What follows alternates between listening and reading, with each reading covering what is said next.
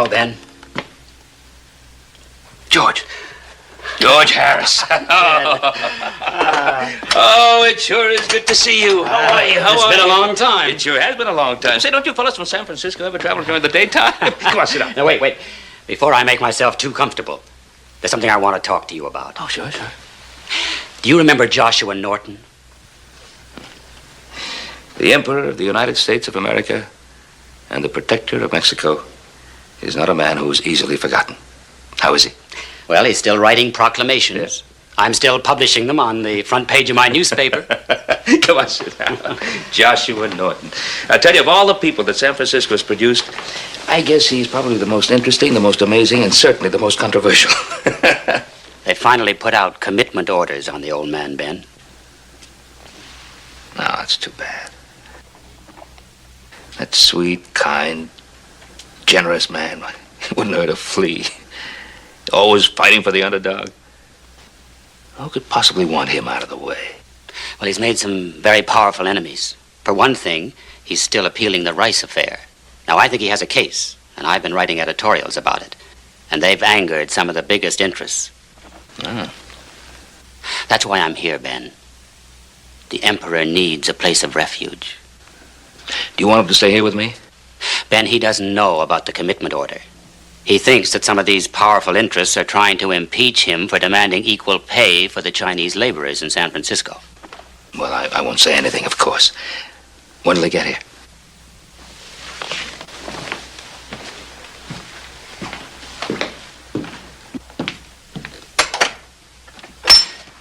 Your Majesty?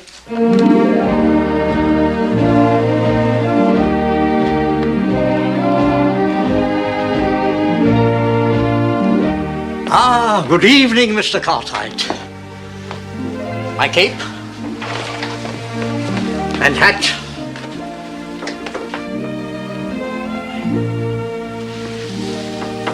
Quite comfortable. Thank you, Your Majesty. Welcome to the Ponderosa.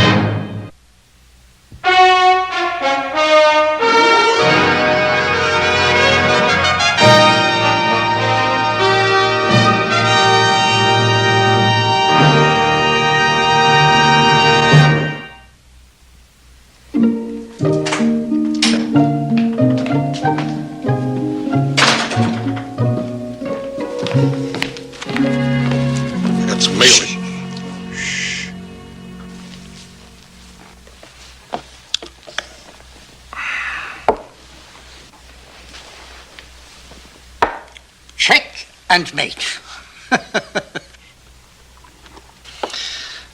Well, that's 2 games for you and 1 for me. Here's mail, Paul. Thank you. There's 1 here for you, Your Majesty. From George Harris, one of my most loyal and faithful subjects. Hey, Paul, did he really beat you 2 games? Yes, he beat me 2 games. What about it? Nothing, Paul. I lost the Rice appeal. The fools! Don't they know this was their last chance? Now I'm forced to seize the judiciary and reverse the decision myself.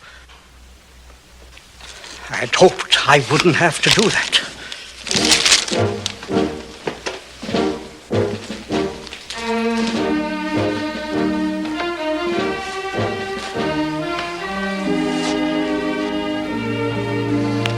He's taking it pretty hard. He's human. I suppose any man will break if enough pressure's brought to bear. 15 years ago, that man was one of the wealthiest and most influential merchants in the city of San Francisco. Then he lost everything. Some venture involving the shipment of rice from the Orient. He was wiped out financially, and in other ways, too. So now he's the emperor, and no one can ever cheat him again. Right. A thing like that happened to a man, it hurt pretty fiercely, wouldn't it? Oh, yes, there's a part of him that's hurt. The part that pretends he's an emperor.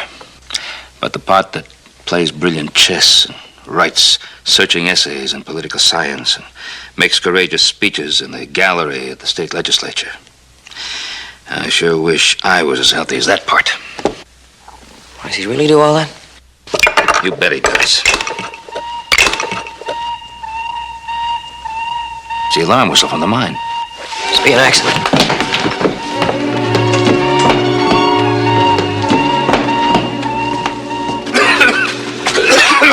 Get the water canteen. Right. Here you go. I think his left leg is broken. Your Majesty! Your Majesty! What's the matter? Oh. Are you lost? No, sir, but you are. Who owns this mine? Come on, Emperor, we gotta get out of here. I demand to know. Harry Crawford, why? I want him arrested at once. Arrested? For what? He didn't use the canaries. Oh.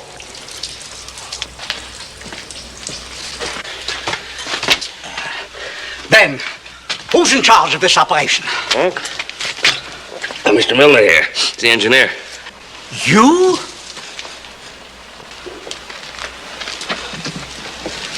Where were the canaries? The what, sir? The canaries! They would have warned the men in time. I'm arresting your employer for criminal negligence. Canaries? Ben, you sure he's harmless? Well, of course he's harmless. Young man, you better read up on canaries. Your Majesty? What was all that stuff about the canaries? You have one? I'll show you. Probably get one in town. Then get it, pronto. That's a command.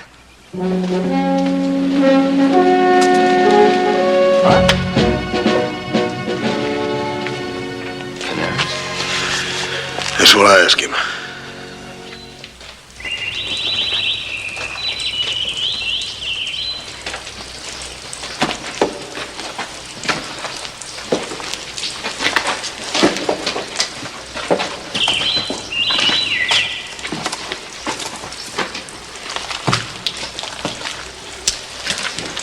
Ben, this is ridiculous. What are we trying to prove? Shh.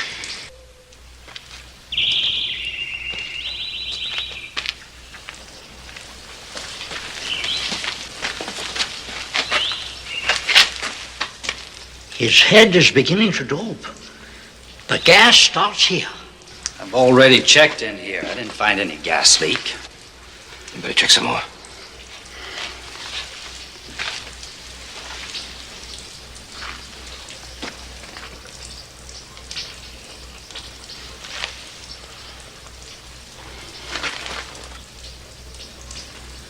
By golly, he's right.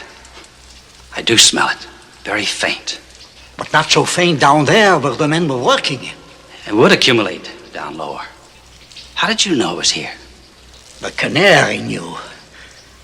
Come, little friend, out in the open, and I'll reward you with a fresh worm.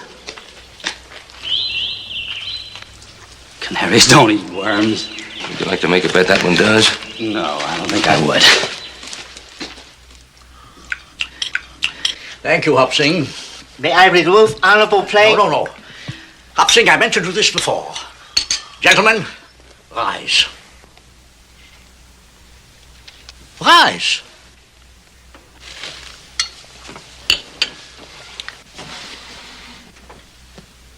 Kneel, please.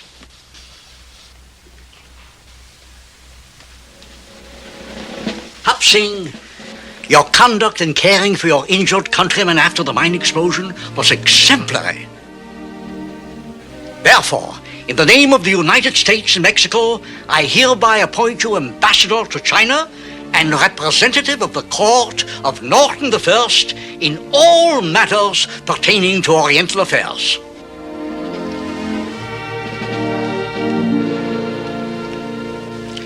You may rise, Mr. Ambassador. Oh, thank you. Thank you. Wait till I tell elders in town. I'm sing ambassador. Oh. Man, there ain't gonna be no living with him now. Gentlemen, be seated. Well, you did a very lovely thing, Bonanza. Well, of course. I bestowed a great honor on him, as I have on you, Mr. Milner, by allowing you to install the first measures of safety in your mine before I arrest Mr. Crawford. I meant to thank you for giving him another chance, Your Majesty. I'll give him until tomorrow at 4 o'clock precisely to comply with my order. And now, there's something I wish to show you.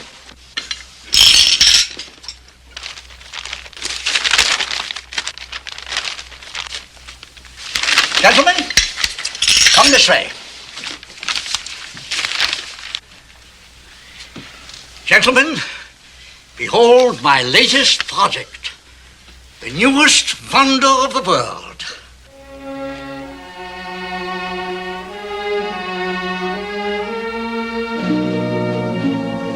Well? What is it? What is it? It's a bridge!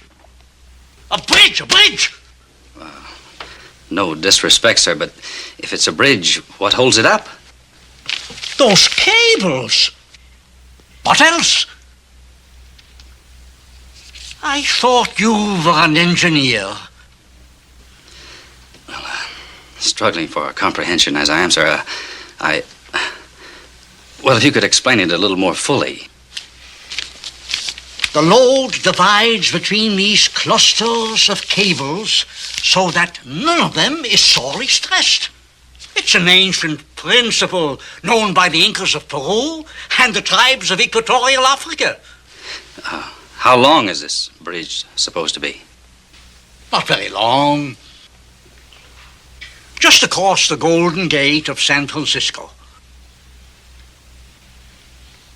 But that's more than a mile across some of the swiftest currents in the world. I'm aware of it. I was right about the Canaries, wasn't I? Don't you believe in me yet? Well, of course we do, Your Majesty. It's just that, a new idea always has certain resistance, like Leonardo da Vinci. Comparisons are odious. I am a builder of bridges. I beg your pardon, Your Majesty. It's not your fault. The genius is lonely.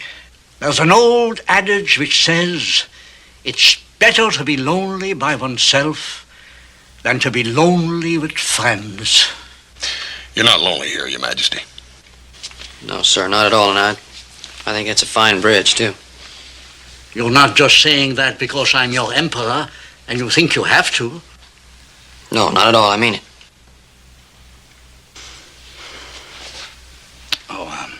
Me too, Your Majesty. Of course. One day, I will build this great bridge across the Golden Gate.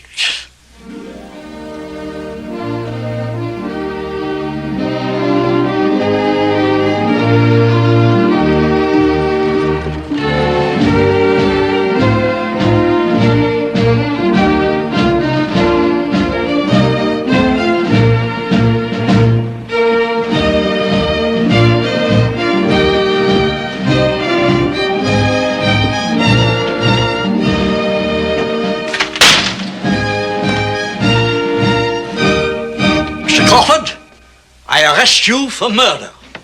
You what? I said you are under arrest for murder. Oh, no.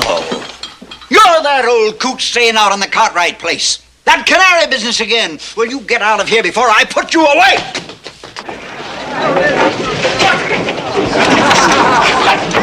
How dare you! I will not be subjected to this ridicule and idiocy! Let go! Take your hands off! You miserable! Sheriff! Get this madman off of me! I won't stand it another minute! Lock him up for assault! Lock him up, Sheriff! On what charge? A man died because he was too cheap to buy a canary. Canary? I command his arrest. And Well, this... You command his arrest? Just a moment. My cape.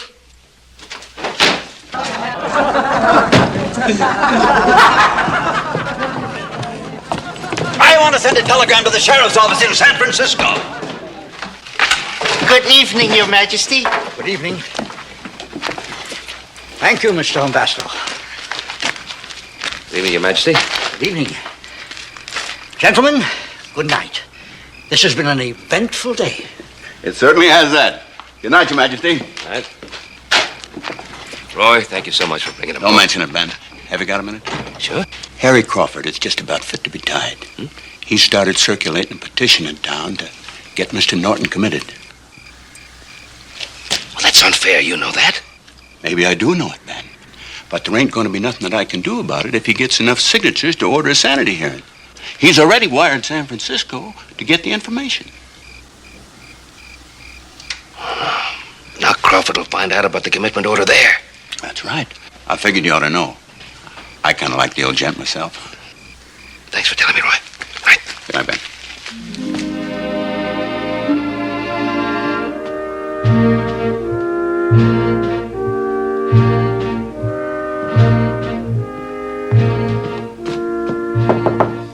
Who is it, please? Your Emperor.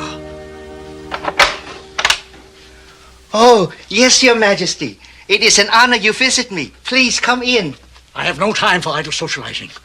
Hop Singh, I've been examining the situation here, and I've come to the conclusion that it is desperate.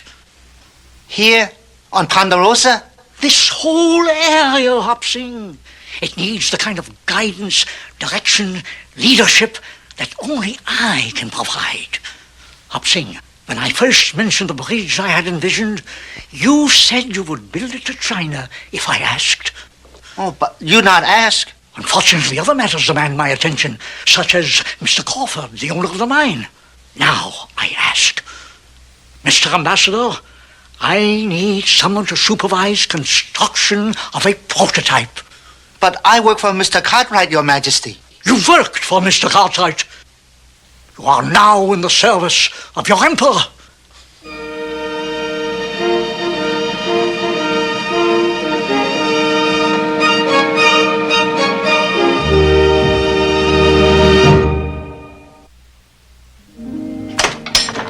Hey, Paul! Paul!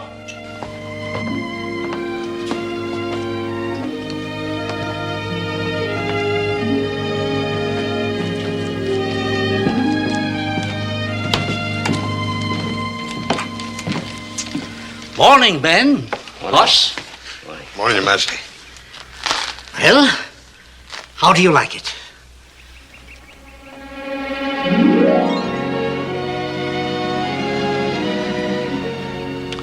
You mean, this is what you've been doing the last 3 days? I've been working on this all my life. Beautiful. Beautiful. Too. What color do you think it should be? I've been debating between yellow and red. Red would be more striking, but I'm afraid it would get lost against the sunset. Yeah, it looked pretty small against the sunset, all right.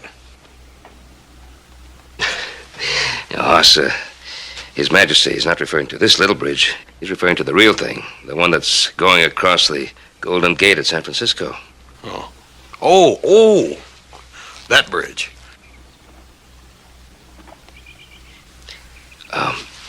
Your Majesty, do you happen to know where Hop Singh might be? I do, but I can't tell you. It's a state secret, Ben. Yeah, but Hop Singh, he ain't been cooking. Hoss. It's a state secret. Well, maybe Hop Singh's whereabouts is a state secret, but it's making headline news down here in my stomach.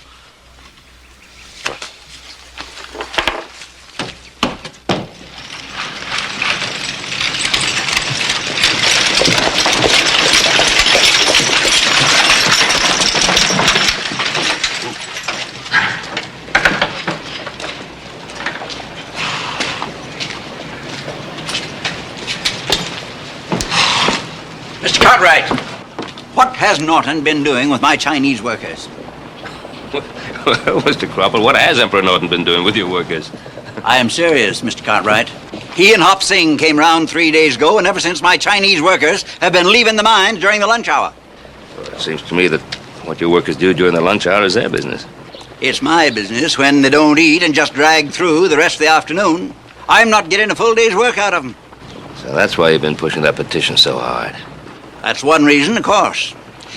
Now, see here, Mr. Cartwright. There's no malice in me. You get that old nuisance to leave my workers alone, and I'll withdraw that petition. All right, so you'd better ask Norton, not me. I thought you were interested in his welfare. I see I was mistaken.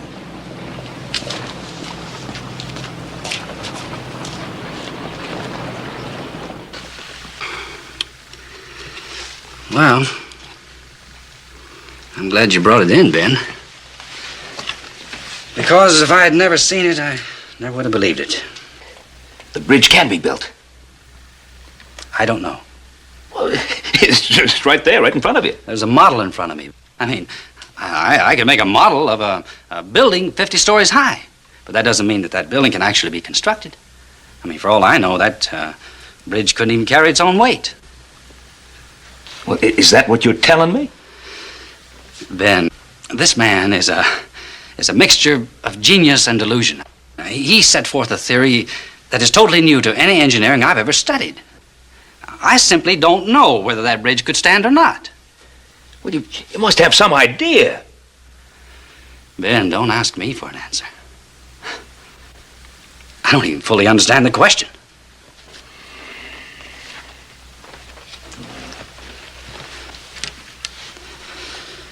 That's one thing I do understand, though. Norton's oddities are pushing a lot of people into signing that petition. It's Crawford that's doing the pushing. But it's the Emperor that's giving him a lot of ammunition. Just because he wants to build a different kind of bridge.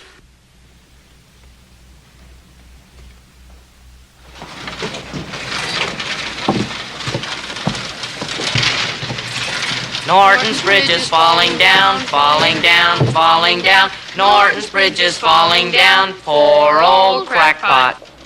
Norton's bridge is falling down, falling down, falling down. Norton's bridge is falling down, poor old crackpot. Why are you singing that song? I was just playing a joke. Everybody's laughing at that old coot. Let me go, will ya? Let go of me. You know, I'm worried about you. You ought to take better care of yourself. I want to show you something. Now look back your pants here. Look back here. See all that dust back here? Shall I clean it off for you?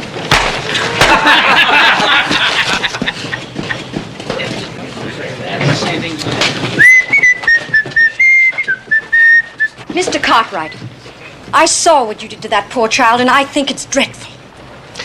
Well, ma'am, I don't think it's any more dreadful than poking fun at your elders in the street. That Emperor, Norton? Don't you agree with Mr. Crawford's petition? I most assuredly do not, ma'am. Well, let me remind you, sir, that the Bible says, "Suffer the little children who come unto me." Well, ma'am, let me tell you that the next little child that comes unto me singing that song most assuredly will suffer. Goodbye.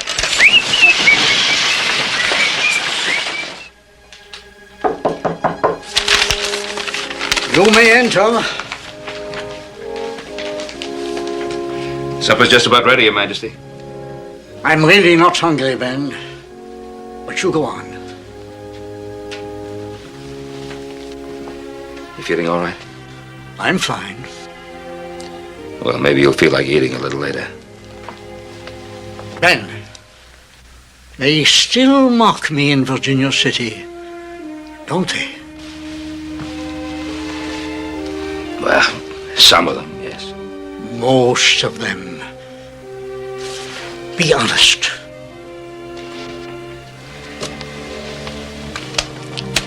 It's one thing to be tolerated, Ben, to be loved even. But it's quite another thing to be taken seriously. I'm an emperor.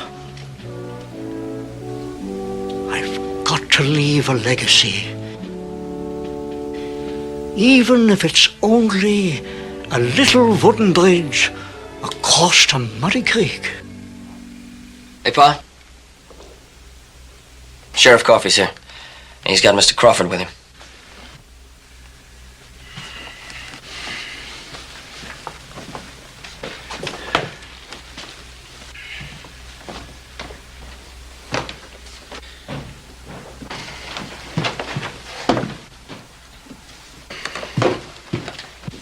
Ben, I'm sorry it had to come to this. I think I'm a reasonable man, Mr. Cartwright. I will try once more. There's no need to rise, Sheriff. This is an informal audience.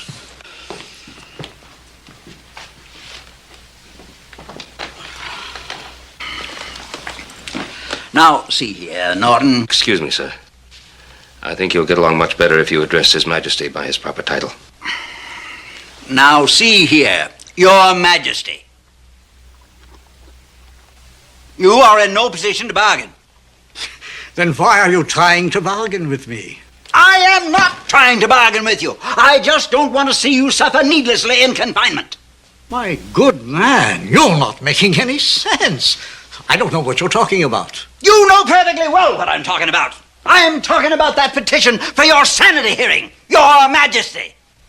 Sheriff, are you involved in this disgraceful coup d'etat? Come on now, Norton. Let's not make it any harder than it has to be. The law is on my side, and you know it. I'm afraid he is right, Your Majesty. Gentlemen, do you intend to stand aside while your emperor is being subjected to this humiliation? Roy, just because a man thinks he's something he ain't, don't necessarily make him strange. I mean, we've all done it, ain't we? You're wrong, Hoss. I am what I believe myself to be. We all are. Oh, this farce has gone on long enough. Sheriff, do your duty. Well, you'll be cleared of all charges, I'm certain, Your Majesty. I wonder, Ben. A man's mind is a complicated mechanism. Who is qualified to determine the absolute rightness of its balance? Oh, Your Majesty, we all know you are supreme. No, Mr. Crawford, I'm not. Only God is supreme.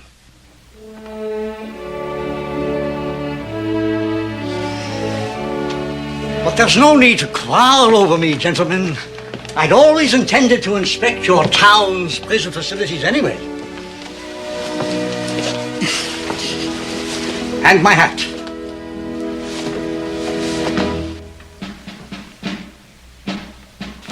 Mr. Crawford, I've often thought of granting my subjects the right of self-rule. But when I meet someone like you, well, I realize the nation still needs my guiding hand.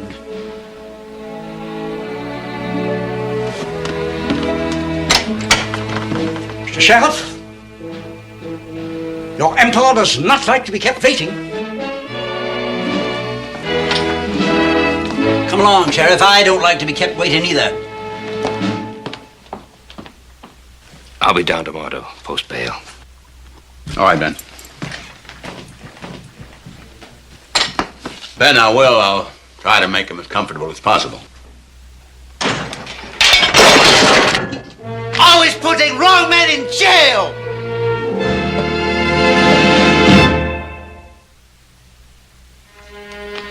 Ben, you can pick up a receipt for your bail money on the way out, huh? Morning, Your Majesty. Good morning, Ben. I'm also an expert locksmith. Sheriff, it's fine, strong, and well built. I'm also pleased to note you provided for ample sunshine and fresh air. Remind me to double your salary. Thank you very much, Your Highness. Sheriff, Ben and I have some things to talk over. Wait outside. Yes, sir.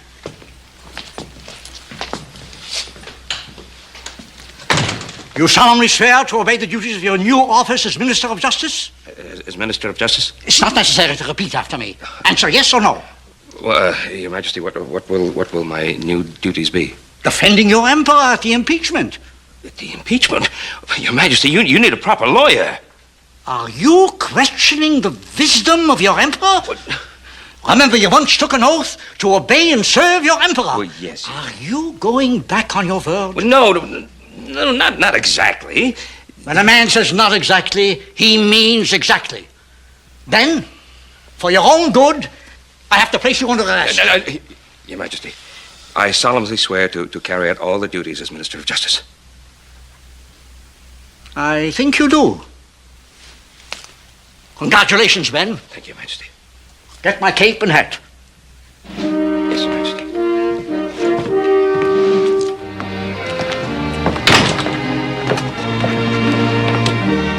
Ben. Excuse me. Little Joe, Your Majesty. Emperor, do you know what happened to the Chinese at the mine? I know they're industrious, hard-working people who have always been loyal to every command that I have given. I mean, sir, do you know why about half of them didn't show up for work today? Half of them. Do you know anything about this? It's a state secret, Ben. Your Majesty, there's no such thing as a state secret between a Minister of Justice... A what? A Minister of Justice and his Emperor. You've got to tell me what this is all about. And I shall. At the proper time. Drive on, Joseph. Your Majesty, one more thing. I'd like to send a wire to Mr. Clemens and some of the other friends. Have them testify? Excellent thought, Ben. I knew you'd show initiative in your new post. Drive on, Joseph.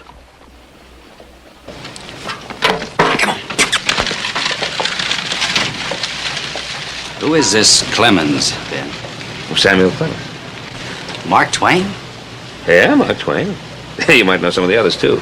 Bret Hart and Robert Louis Stevenson. You mean they're friends of Norton's? Yeah, friends and admirers.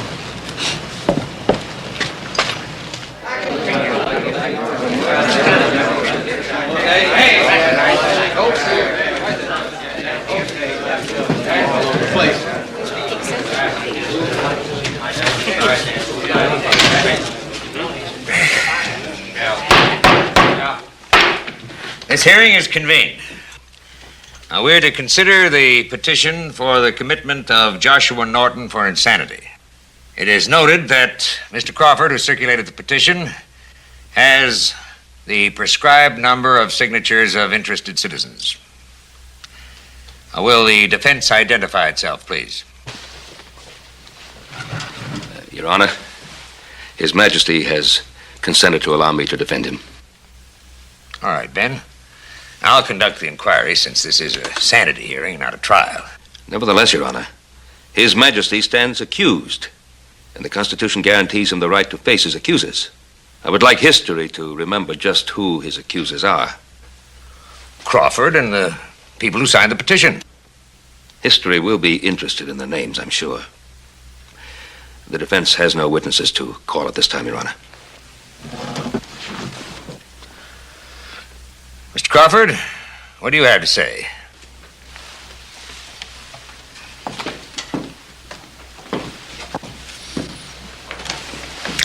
Don't worry, Ben. They'll be here. I sure hope so. That testimony is vital. Vital? No, Ben, not vital. They're important, I grant you. But only the model of my bridge is vital. All right, Mr. Crawford, let's have it. Well, Your Honor, the long and short of it is this.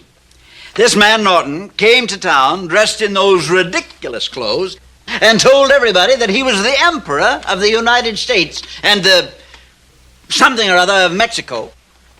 Protector. I'm the protector of Mexico. Well, the protector of Mexico started making trouble in Virginia City. He should be put away, and that's all there is to it. Ever since this emperor came to town, is there a man here who has been able to get one of his Chinese workers to so much as carry a message during the noon hour? No, sir. He is responsible for that. Furthermore, he has stirred up all the Indians to demand higher wages. Oh, yes, and here's one more little thing.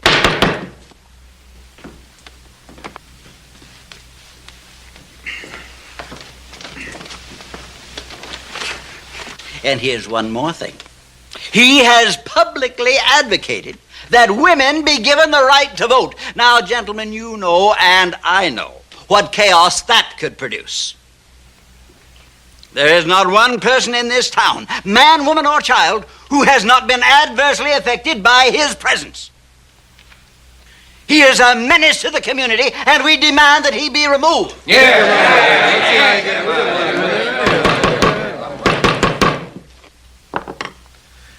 You have anything more, Mr. Crawford? No, sir. Your Honor. All right, Ben.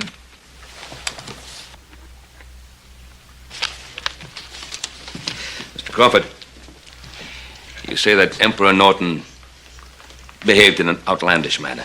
Yes, sir, he did. Well, what exactly did he do? I mean, did he do things like, something like this, like come to you and say that he owned your land and he was going to give it away to somebody else? That is exactly the sort of thing he did. In other words, he behaved exactly like Christopher Columbus did. Well, isn't that true?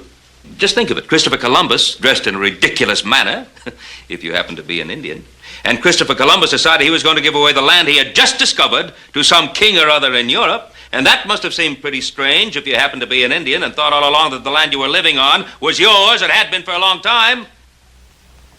In fact, I think we're all pretty fortunate Mr. Crawford wasn't around to lock Christopher Columbus up.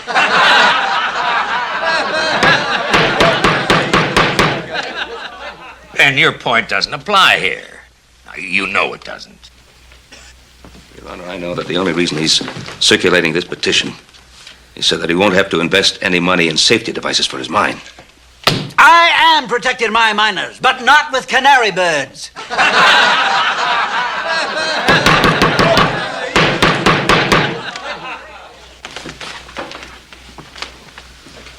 All right, Mr. Milner. Let's hear about the bridge. Well, frankly, Your Honor, there's not a whole lot I can tell you. I mean, this is the model here. Doesn't prove anything except that a model can be built. In order to prove this theory of Emperor Norton's... Mr. Norton. Emperor Norton. Now, you'd have to have an actual bridge, a real bridge, so that you could subject it to experimental stresses. Chris, did Emperor Norton ever mention the vine bridges across the Amazon River to you? Well, yes, he did mention them, but I only have his word for it. And he's disturbed. Now, suppose I were to tell you that I'd read about those vine bridges, too. Am I disturbed? I don't think so, Ben. Well, whose word do you have for that? Only yours. No more questions. You may step down, Mr. Milner.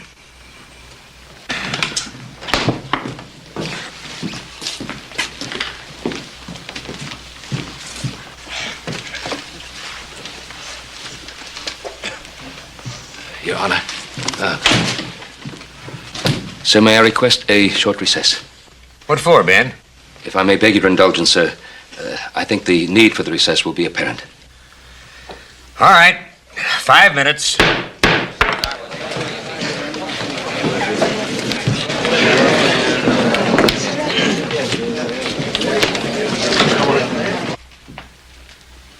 Mark! Well, how good to see you. I'd like you to meet my Minister of Justice. Ben. Well, Sam, it's nice to see you again. We've known each other for some time, Your Majesty. Ben, I brought these letters from the others. Yes. Stevenson, Bret Hart, Fremont, General Vallejo. Oh. I hope they'll be of some value. I know they will be. It's a very impressive list. He's a very impressive man. Yes, he is. Your Majesty, I think we'd better get back. Let's get together for dinner, say, as soon as this foolishness is over. Missed you. Well, how's it really going in there? Well, now that you're here, Sam, I think everything will be all right. We'll call you just as soon as we get back in. Fine.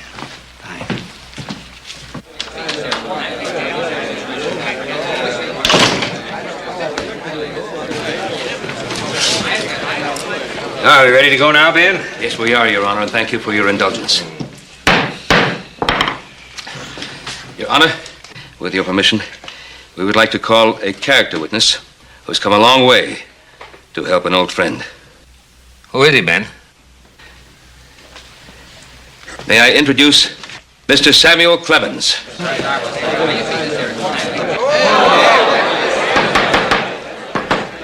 Mr. Clemens, pleasure to have you in our courtroom. Thank you, Your Honor. Won't you take the stand? Just 1 minute, Your Honor. He can't testify here. If he was a doctor, I'd say, fine, go ahead, let's hear him. But he's not. He's just a friend. I beg your pardon. He's more than just a friend, Mr. Crawford. This man is a celebrated American author. He's one I don't care. He has important I don't care if he's got a letter from the king. I'll testify. Joshua. I solemnly swear to tell the truth, the whole truth, nothing but the truth, so help me God.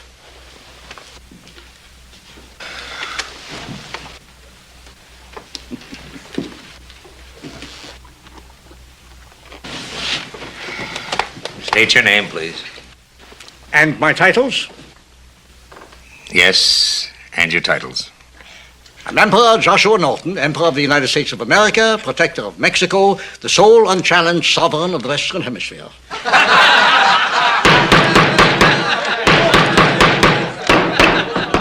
Order!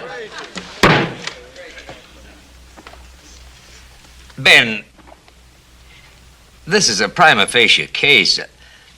I don't want to humiliate the man anymore. Joshua Norton, I have heard all the evidence relating to your state of mind and your ability to fend for yourself. I find that your best interest will be served if you were to be committed. This bridge model shows how wrong they are. Mr. Milner is absolutely wrong, and so is Mr. Crawford. Mr. Milner, notwithstanding... Your Majesty, excuse me, sir.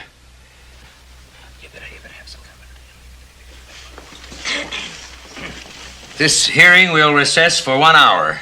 We will reconvene at Bowes Creek on the Ponderosa. Adjourned. Majesty, why didn't you tell me what was going on at Bowes Creek before? State secret between my ambassador and me.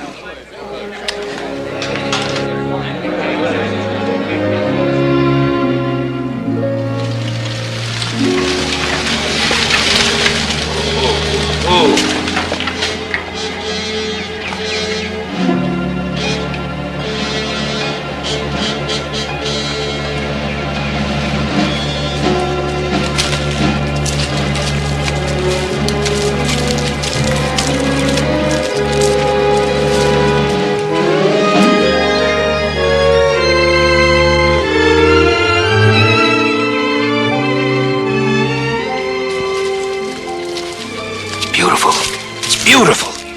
It's only beautiful if it works, Ben.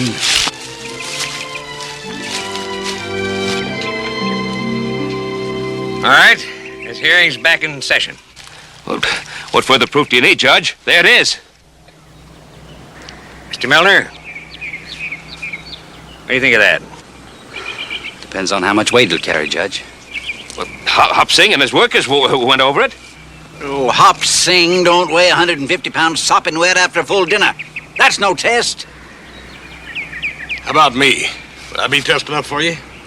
My dear sir, if you want to soak in, that's up to you.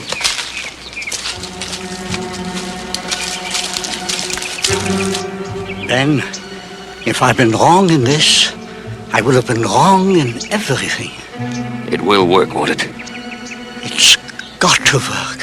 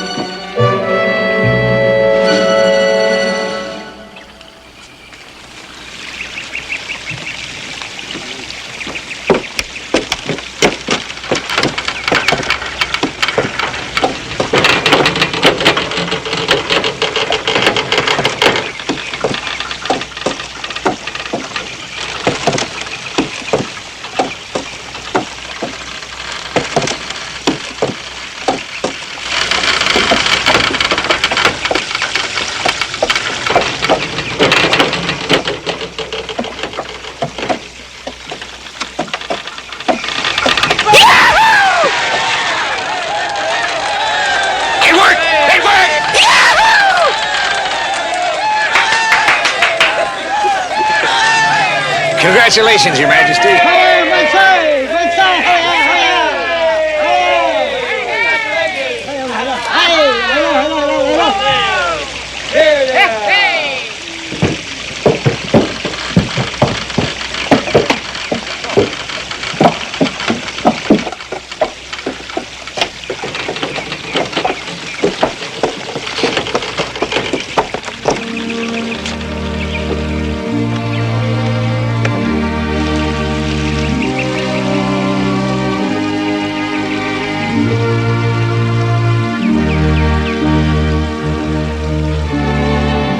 All right. So I built a bridge. So what if he did? It doesn't go anyplace. Oh, you're wrong, Crawford. That's the longest bridge in the world. It goes from here all the way into the future.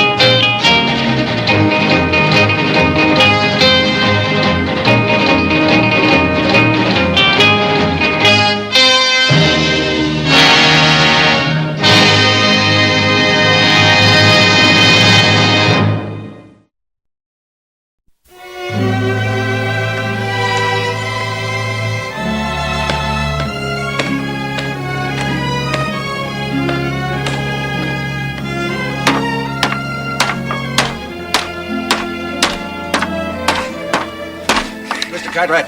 It's ironic, isn't it, that even with that injury to your eye, you can still do twice the amount of work that I can do. Carl, I'm so used to doing this kind of stuff I can do it blindfolded. I don't know how to thank you. Without you and your sons... Oh, Carl, come on. You want to leak your roof all winter? Well, that didn't take too long. Well, Hoss here had to prove he could load the shingles faster than I could. Oh, and did he? Sure did. 4 to his 1. Yeah, I gotta admit, he's a champ, Pa. Oh, sounds to me like you did most of the work. Yeah, that's right.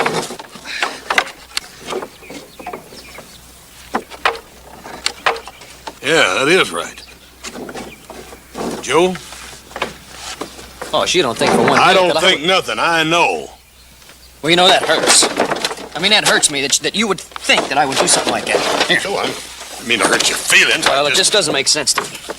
Joseph, maybe sometime during the day you'll prove to me that you're able to nail these shingles faster than you were able to load them. Yes. This mountain air takes a bit of getting used to, doesn't it? It sure does. It takes getting used to, all right.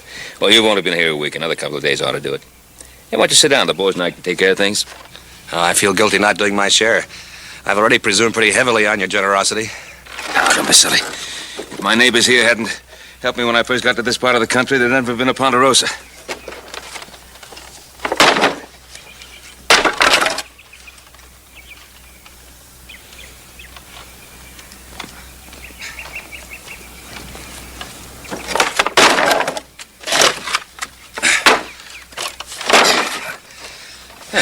Claire'd never believe it, seeing me work like this. Oh, is that your wife? I didn't know you were married. I'm not. Claire's my sister. We have a home in San Francisco. Oh.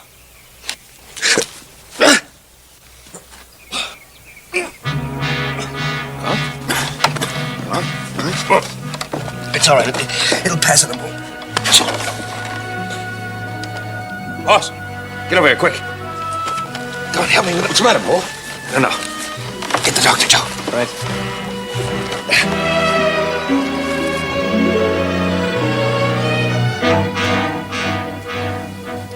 I can admire self-reliance, Mr. Armory, In your condition, it's foolhardy. You aren't going to lecture me, are you, Doctor? I laid down a strict program for you. No smoking, no drinking, and plenty of rest. True, I may not have said anything about unloading wagons and repairing roofs. When is your sister arriving from San Francisco? Frankly, I haven't wired her to come. Then let me send someone out from town. No, I'd rather you didn't do that. I've never been able to get along with a housekeeper. Claire's the only woman in this world who's ever been able to tolerate me.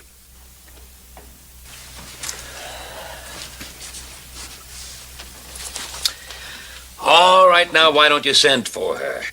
Well, Ben, don't you see it would mean taking her away from her friends in San Francisco and bringing her out here where she doesn't have an acquaintance in the world and having none of the excitement or social life of the city?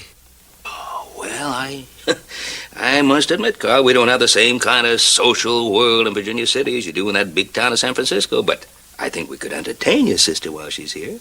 Well, how? I don't know a soul in this country. Other than you, of course, and you've got better things to do than to play host to my sister. Like what?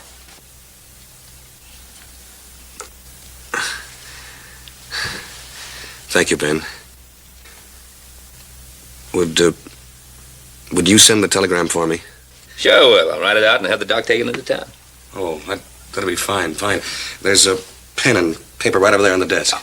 Don't forget, Ben, before I leave, I want to take a look at that eye. Yeah, you'd better, Doc.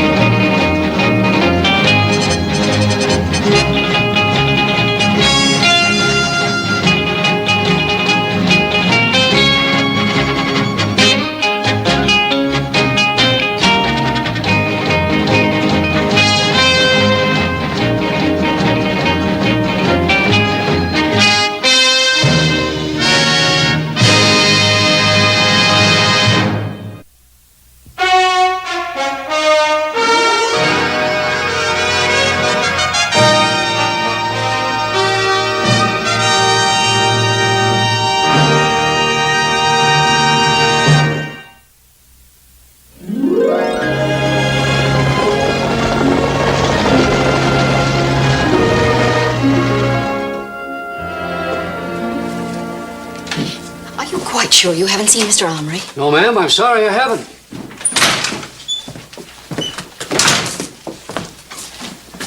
Excuse me, are you Miss Claire Omri? Oh, yes, I am. Would you put the bags in the buggy, please? I'm Ben Cartwright, ma'am. Yes, I know, from the stable. I told them to send me a good driver. I do hope you're experienced.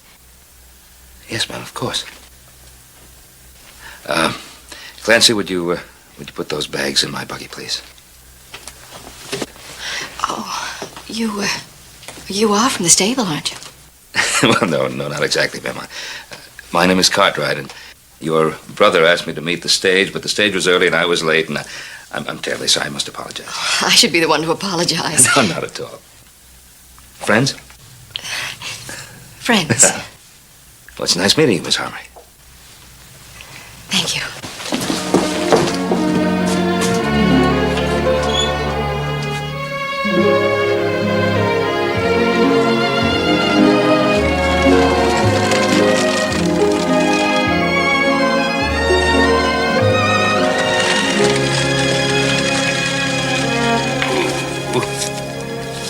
Hope you don't mind. We'll just stop here for a moment, give the horse a breather. Oh, not at all. Well, I can see why you prefer this to San Francisco, Mr. Cartwright. It's absolutely breathtaking. Yeah, it's beautiful here. You know, in another month, all this will be covered with snow. Oh, what a pity, and it's so lovely and green now. Oh, it's beautiful with snow. You want to see the high country before the snow sets in. That's something you'll never forget. My brother seems to like this country too, doesn't he? Yeah, I believe he does. How well do you know him? Well enough to know that he's a pretty good chess player. Why? Oh, I was just wondering. How much farther is it? Oh, just over the ridge, about half a mile.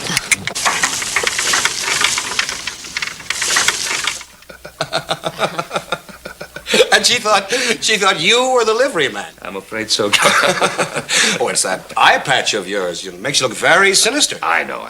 Oh, you should have told her you got that in a hunting accident. A hunting accident? Oh, it was nothing. Just a shell exploded in the gun chamber. Just a powder burn. It'll be all right in a couple of weeks. I'm afraid that did influence me a bit. It's really very funny. Claire is usually so... Excuse me, I'm sorry. Well, Carl, I think I'd better be getting along. I still have that ranch to run. Can't you stay for a while? I don't make friends easily, and when I do, I tend to monopolize their time.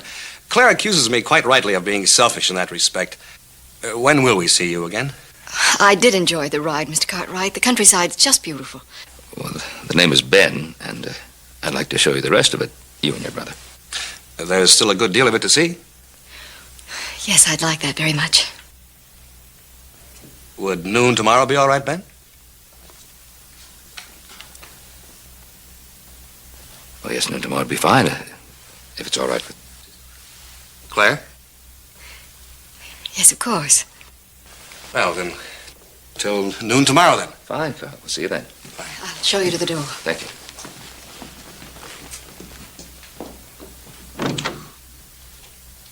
I don't know what my brothers told you, Ben, but believe me, you're under no obligation to entertain me.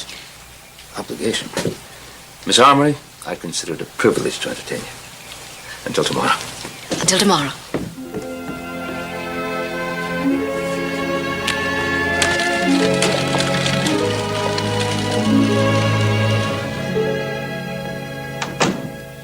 You like him, don't you? I just met him. I neither like him nor dislike him. But you wonder what he's like. I can tell you if you want. Thank you, but I think I'd just as soon not hear it. Oh, my dear Claire, come. He's rich. Very rich. Yes, they always are, aren't they? Of course. I feel you should have every chance for a happy life. A happy life? Come on now, Carl. Let's stop fooling ourselves, shall we? Do you know what I went through after you left San Francisco? After you ran away? Please spare me the sordid details, my dear. I'd just as soon forget it. You have such a morbid tendency to martyrdom anyway. Well, you needn't look so frightened. Because I borrowed the money and repaid Charles at the same time I gave him back his ring. You borrowed money? How much? How much? $3,000. Just enough to pay off your gambling debt. But let me tell you, Carl, that's the last time. I won't do it again. Not ever. Where are you going? To unpack, do you mind?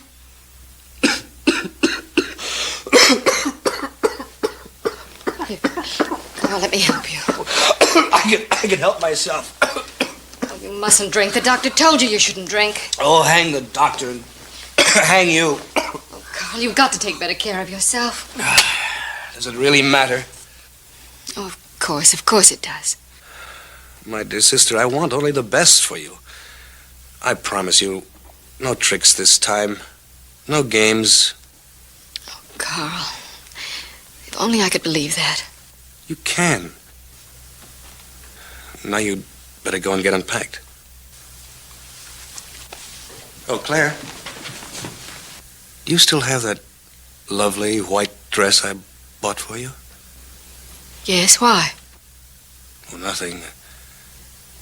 I just thought perhaps you'd wear it tomorrow. Ben Cartwright has marvelous taste and everything. I'm sure he'd like you in that dress. Will you wear it? As a favor?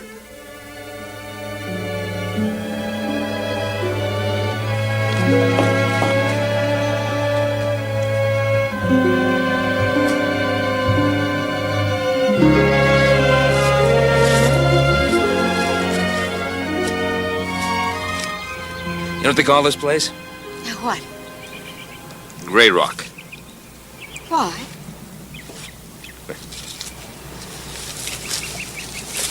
Because of this rock. There's an old Indian legend. Once there was a war chief who fell in love with an Indian maiden. And she belonged to another tribe. One day her people left, and she went with them, and he never saw her again. And he came to this place to mourn for her. And he was never seen again. In his place, they found this rock. You mean he's still waiting for us? Well, the Indians think so. See that mountain? The one with the highest peak. And the Indians say that that's where God lives. They call it the place of God. And this lake, well, there's another Indian legend about that lake. See, one day, God looked out to look at the world which he had just finished creating. And it was so beautiful, it brought tears to his eyes. He began to cry. And those tears went all the way down the mountainside, all the way along here, and they formed this lake, and that's why they call it the Lake of Tears. Oh, Ben, it is so beautiful. Yes, it is.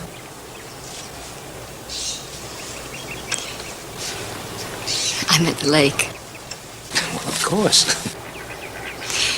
Tell me, do you come here very often?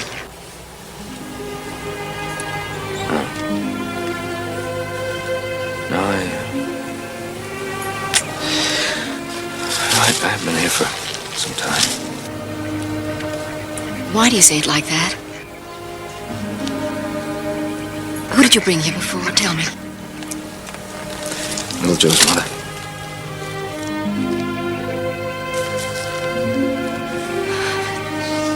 It's getting colder.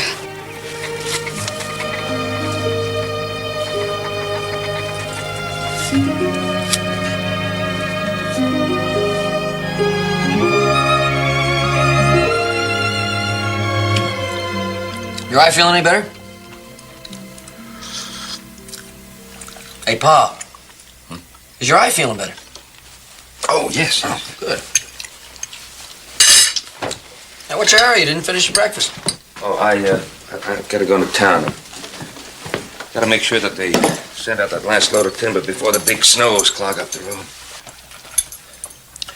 I reckon Little Joe and me'll drop over to Carl's and finish that roof today. Roof? I thought we were going to work on a chimney. Well, I think we ought to get that roof done first, don't you? Who said something about fixing Carl's chimney? I did, Pa. Carl said he had something stuck in there. We told him we'd fix it for him. Oh. Oh, well, good. Then I'll meet you there on the way back from town.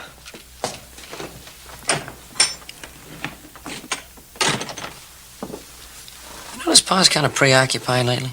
Yeah. Sure had. Wonder what's troubling him anyhow. You looked at Carl's sister lately?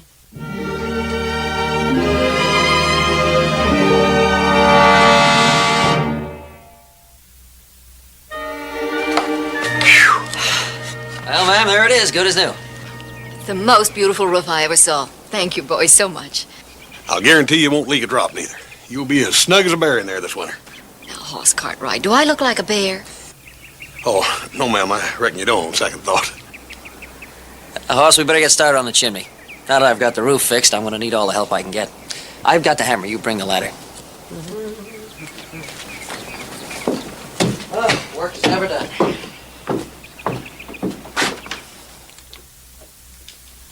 You see anything up there, boss? There's some kind of obstruction up there. Oh, really? Yep. Wait a minute. I think I know what it is. Yeah? Yeah. You remember the shingles you couldn't find? The ones you misplaced? Yeah. You probably pushed them in the chimney. Mm-hmm. Couldn't have been you, could it? When you was leaning up against the chimney up there bossing me, huh? That's very unlikely. Figures. Can you give me a hand with the ladder? I'll have it done in a second. Easy does it. Oh, it's dirty. Got it solid there? There you are, little brother. Go get him. Hey, I better get up there. Why me? How am I going to go up there? I can't see. It's dark up there. Oh, yeah. Have it done in a second. Easy there. Hey, say anything? Not a thing. It's dark up here.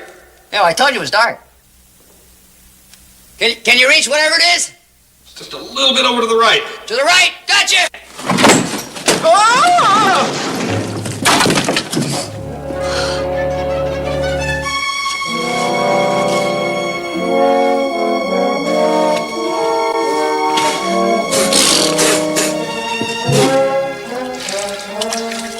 ain't gonna never get all that stuff off that rug. Oh, sure you will. Me? Now, we ain't gonna start that again, are we? Well, fine. If you want Claire to know you're just doing a job halfway, that's up to you.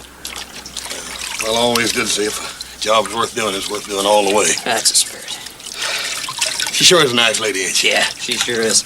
Here's some soap. She took it real good the way we messed up her living room. Yeah. Hey, reckon how serious Paul is about her, sure enough. Well, I don't think we got a thing to worry about until he starts buying her roses.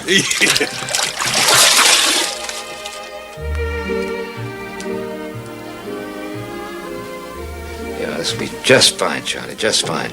Oh, and don't forget the champagne, eh?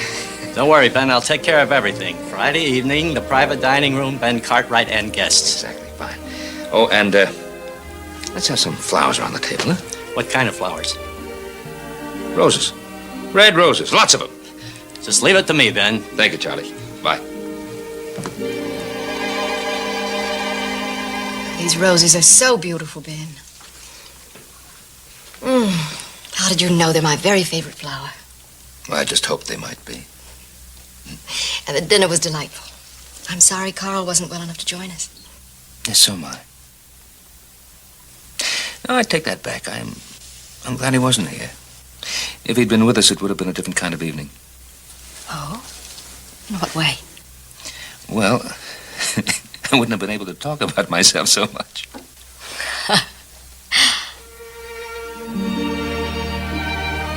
Has anyone ever told you you're a very good listener?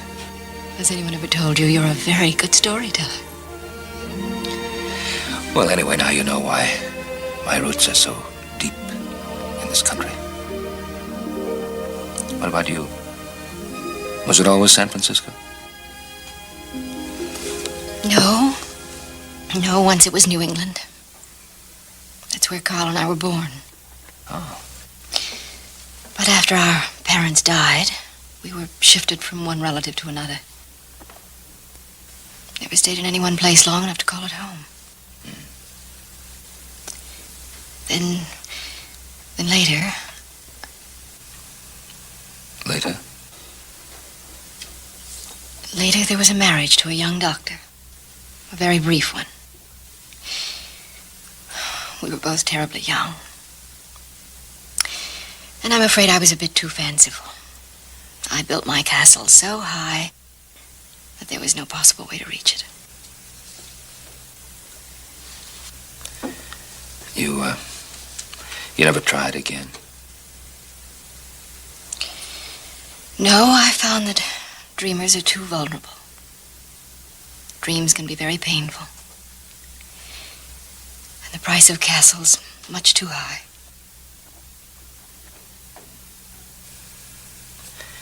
Claire, if the price of castles ever came down, would you try again? Perhaps.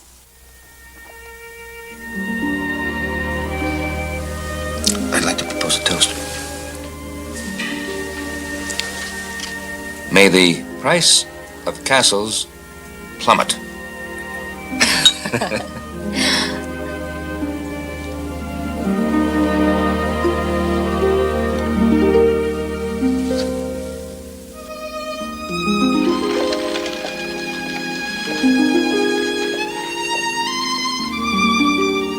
Was that Ben leaving?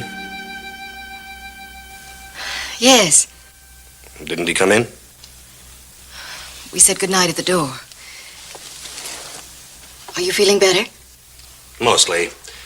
The pain subsides when I lie down. It was wrong of me to go off and leave you.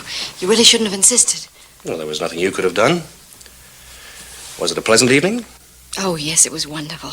Ben had everything all arranged. I'm sorry you missed it. The important thing is that you didn't. Is he falling in love with you? No. We're just good friends, that's all. Are you sure, Claire? I'm really quite tired. I think I'll say goodnight, Carl. Good night, Claire. Oh, Claire. Are you going to see him tomorrow? As a matter of fact, I am. He's showing me the Ponderosa. Oh, that'll be nice, won't it? Carl, please, you promised me. Of course. And I always keep my promises, don't I?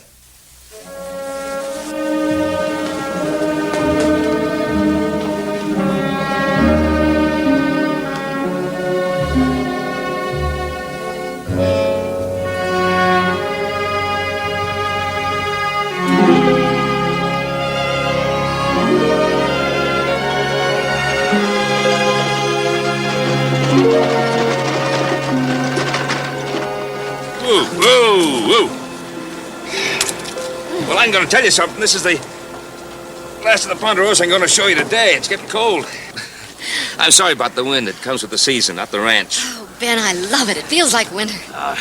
What you feel is that snow on the mountains. You know that wind whips across the snow and across ice packs 1,000,000 years old. Oh, nothing's 1,000,000 years old. Oh, some things are 1,000,000 years old. Like what? Like wind and glaciers and mountains? Yeah, like wind and glaciers and mountains. And what else? Well, I can't think right now. We better get back. Maybe Hop Sing has some hot coffee in the fire. Oh, sounds delicious.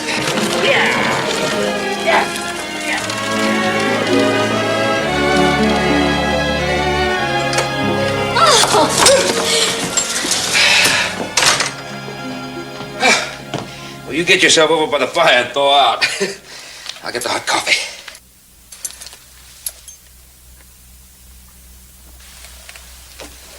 Like it? I don't have to tell you it's magnificent. You know that. It's you, Ben. It's you and someone else.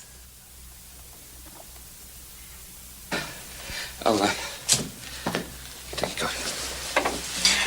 You make yourself comfortable. Oh, would you like some brandy in your coffee? Oh, no thanks. Just coffee.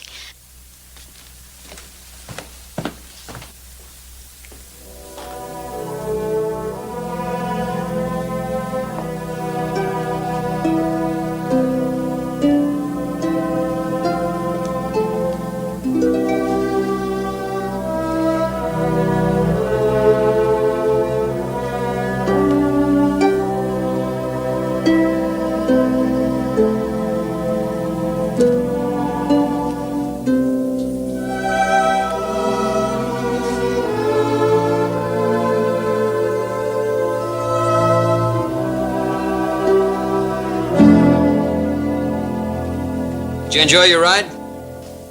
Oh, it was marvelous. Ponderosa's unbelievable. I'm glad you liked it. I just want to say hello. I got some work to do. Joe, is this your mother? Yeah, that's her. She was very beautiful. Yeah, she was. And so are you. You were quite young when she died, weren't you? Yeah. Yeah, she died right after I was born. I never knew her. I'm sorry. Oh, don't be. It's something I never had, so I never missed it. Never? Almost never. I better stop talking and get to work.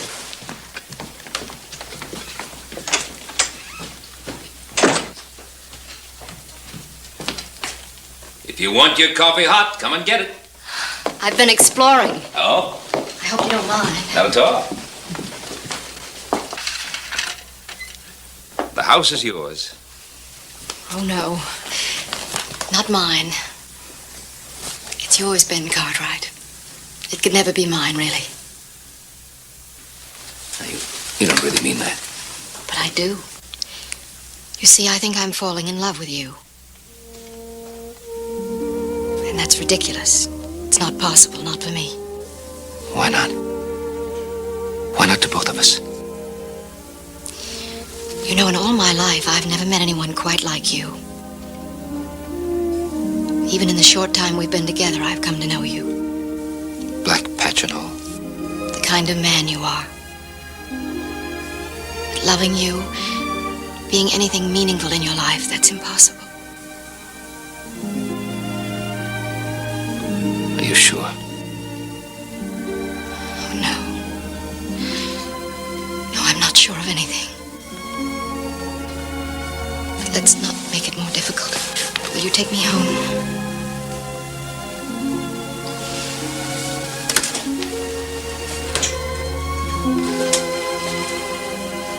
On one condition.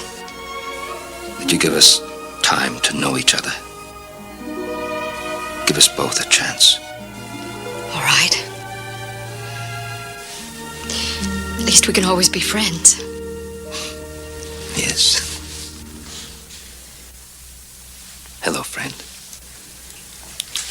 Hello, friend.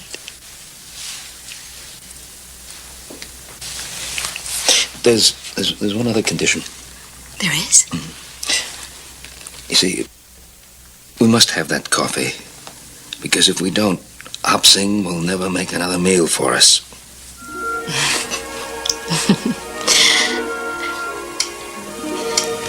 Oh, Ben.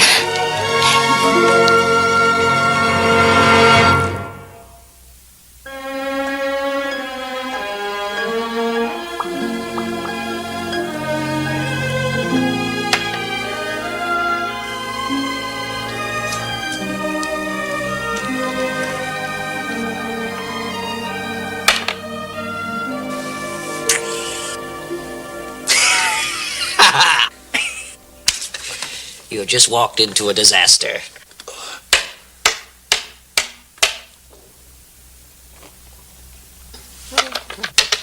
Reaping the harvest? Yep.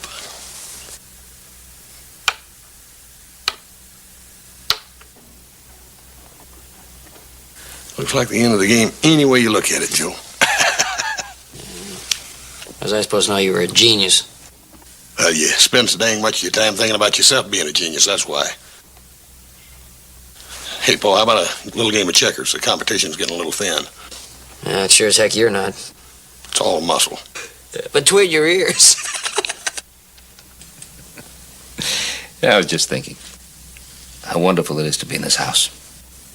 You ever stop to think how well ordered this household is? If you mean how well we all get along here, that's right. No, you know, how things are done properly and routine. Yeah, with Hop Sing doing all the housework and the cooking, and you keeping me and Hoss busy with the chores, we get everything done. Oh, come on, I don't look at that. I was just thinking that for three bachelors, we do pretty good. Yeah, I reckon we do at that. I don't reckon there's three fellas anywhere to get along any better than we do. You reckon, Joe? I know there's not. No, that's for sure. Of course, most other households, they need a woman. Well, of course, there is a lot to be said for him. Oh, of course, there's a good deal to be said for him. I guess when three fellas live together for any length of time, they sort of tend to get stayed in their ways. And if any outsider came along, a stranger or something, it would kind of disrupt things, I think. Well, no, I don't think it has to. I mean, I think it all depends on who the person was. I mean, some people would come in and disrupt things, but then again, there'd be other people who'd come in, and I mean, they'd be welcome. They'd fit in just fine. Sure. The right one came along, why, should be more than welcome. Yeah, well, I would think so, too. Just that...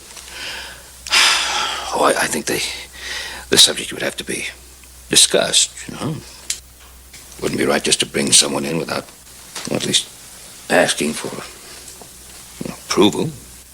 Well, I think that's something we ain't got to worry about around here, Paul. I mean, if one of us decided to, get married, I don't think you'd have to worry about the others approving. Do you, Joe? No, I mean, I'd approve.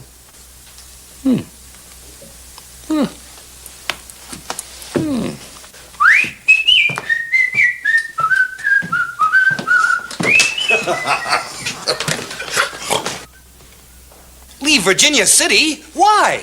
It's time we found a warmer place for you. The frost will be setting in here very soon. But that won't be for a few weeks yet. It's still early October. Well, then I'll go on ahead and find something for us. You can join me in a week or two. But don't you like it here? I thought you and Ben... What did you think about us? Well, Ben's grown fond of you. Yes, I know he has. He's been courting you, Claire. I don't want to hurt him. But you do care for him, don't you? My relationship with Ben Cartwright won't go any further. We're leaving here, Carl, and that's final. On what? We're broke. We're living here on credit now. Well, I have a little money saved. It isn't much, but if we're careful, it'll do.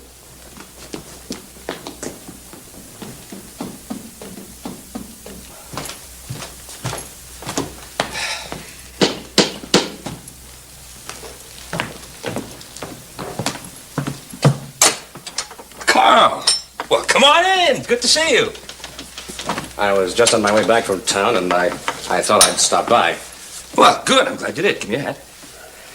Now, hot drink, cold drink, what'll it be? No, thank you, Ben. Something wrong? The real estate broker informs me he's found a buyer for the house. Claire and I will have to be out within the week. The pity of it is I'd planned to purchase the house and stay on here as a surprise to Claire. Now it looks as though we'll have to return to San Francisco. Well, Carl, if you were going to buy the house, why don't you? Well, the broker tells me he can't hold the other buyer past 4 today. He'll require a check from me as a binder. Does that present a problem? Well, my funds are in transfer from San Francisco. They won't arrive until tomorrow, and my account here is insufficient to meet that need. Well, how much do you need? $3,800. Well, I think I can let you have that. You do that, Ben? Well, of course. Well, I'll give you a post-dated check to cover yours. Well, that won't be necessary, Carl. Oh, I can hardly expect you to take me on faith. I'd expect you to take me on faith. Well, I insist upon it, Ben.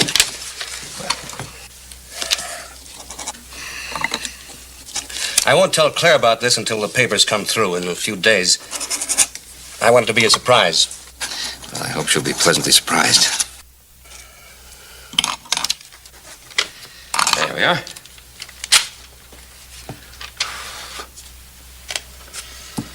This really isn't necessary. No, I feel better about it. I've dated mine the day after tomorrow. It'll be good by then. Well, good.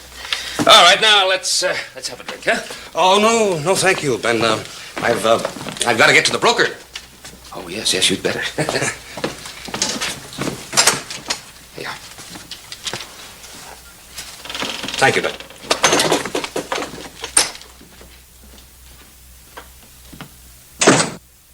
I didn't intend to cheat Ben out of that money. I may have lied about why I wanted it, but that's all. You promised me no more lies, no more swindles. I did it for you, Claire. From the moment I arrived here, you threw Ben and me together. You made excuses so we could be alone. You had everything all planned. It was just another one of your crazy schemes. Why won't you listen to me? Because I know what you're up to. And I'd hoped and prayed. I'd even dared to dream again. Listen to me. I did it for you. We needed that money to get away from here, didn't we? I hoped that I could make a better life for you. I hoped that I could in some way repay you for all the years that you took care of me. It won't work anymore, Carl. I've heard it too many times. Why won't you listen to me? You're a liar. Claire, please believe me. You must believe me. It's too late, Carl. Claire, you wouldn't leave me alone. You can't leave me alone. Claire! Carl? Carl? Carl! Carl, answer me!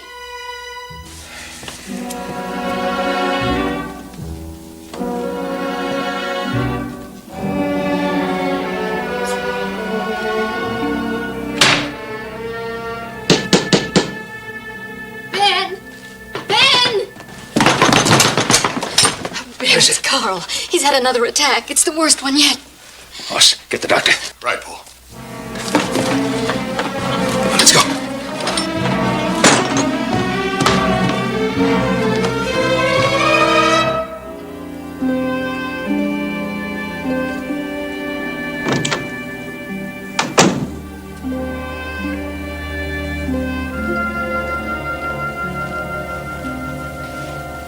Doctor's gone. Claire, the doctor said he couldn't find any reason for Carl's attack, any physical reason. But he did say that Carl seemed awfully upset. Well, we'd quarreled. I refused to accept his excuses any longer. Oh, Ben, I'm so sorry for what he tried to do to you. He just doesn't understand. He's like a child. He doesn't realize what he's doing. He honestly believes some of these wild schemes of his might work. Yeah, I guess it is childish to think that you can say you have a bank account when you don't have one. It's so easy to check. Oh, he's never had an account. He's squandered every cent he's ever had. Why do you put up with it? Because I have to.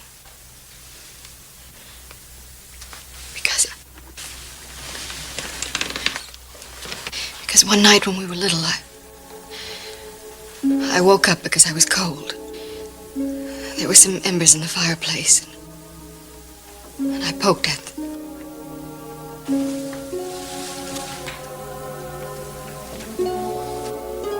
The next thing I knew, the curtains had caught fire and the house was in flames. My mother and father lost their lives. And Carl's lungs were permanently damaged by smoke.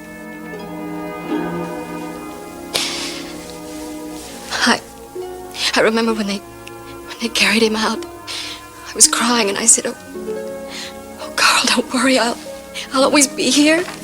I'll always be here to take care of you."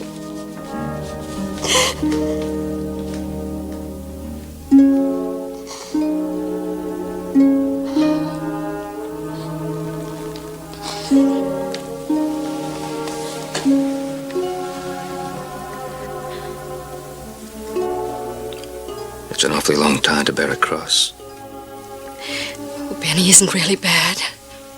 I know he'll change someday. Maybe he will. But until he does, if he does, what about you?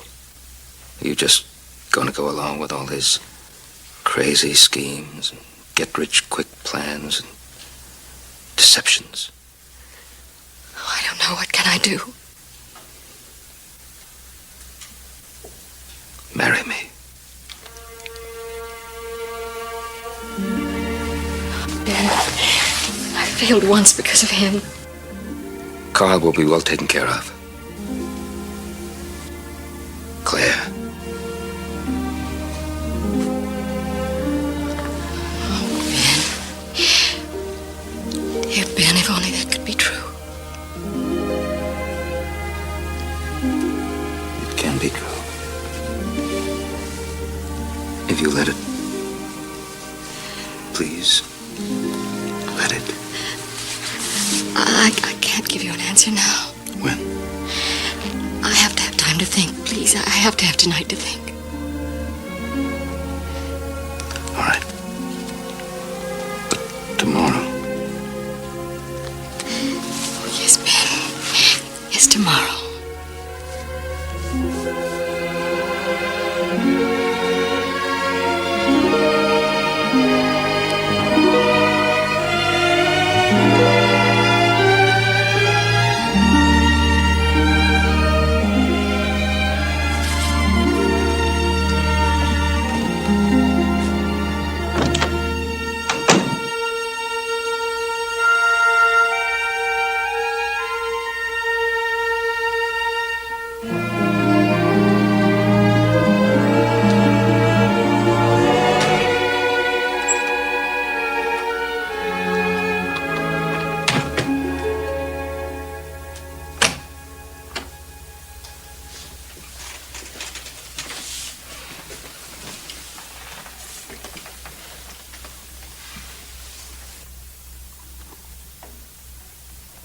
Do you know what I've been thinking about lying here? No. My 6th birthday.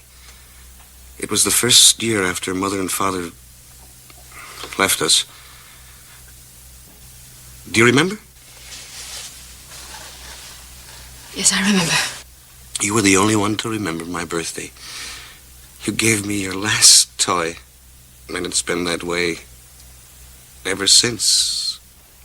You're taking care of me. It'll be different in the future. I'm going to do for you.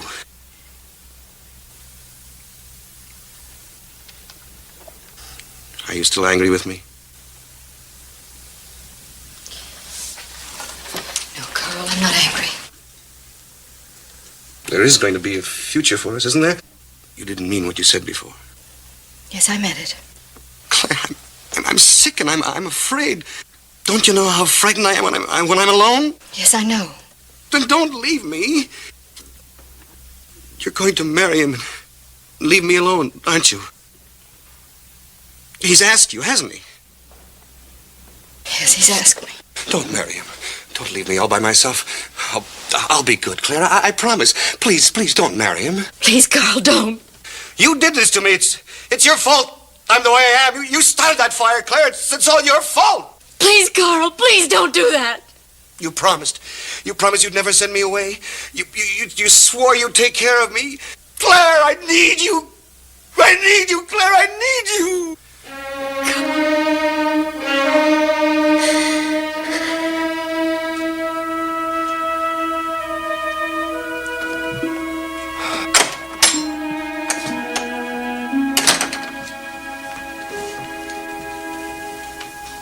Joe?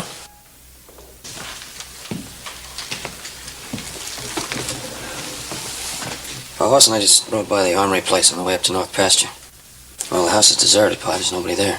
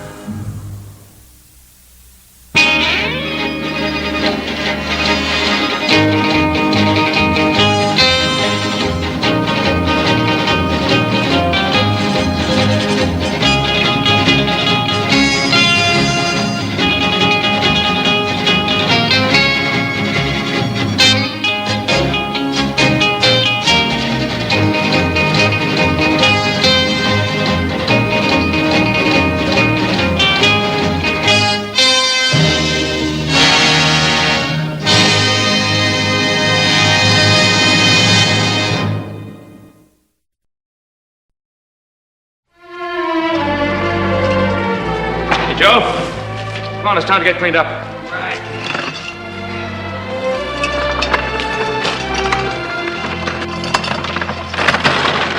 You're pretty anxious to see that cousin Matthew of yours, aren't you? Oh, well, I haven't seen him for 17 years. You know, I understand that he's become a very wealthy man back east. Hey, Paul. Cousin Matt. Hey, here comes somebody now. You fellas, now keep on your toes. These Easterners, they put a lot of stock in good manners. Sure to curtsy. Whoa. Ben. Matthew. Oh, my goodness gracious. Ben, it's so good to see you. It's wonderful to see you, Matthew. Ben, this is my ward, Elizabeth Drew. Miss Drew? Welcome to the Ponderosa. Matthew wrote that you were bringing your ward. I thought you meant a child. Oh, I hope I'm not too great a disappointment, Mr. Cartwright. Miss Drew, you're a delightful surprise. So this is the fabled Ponderosa.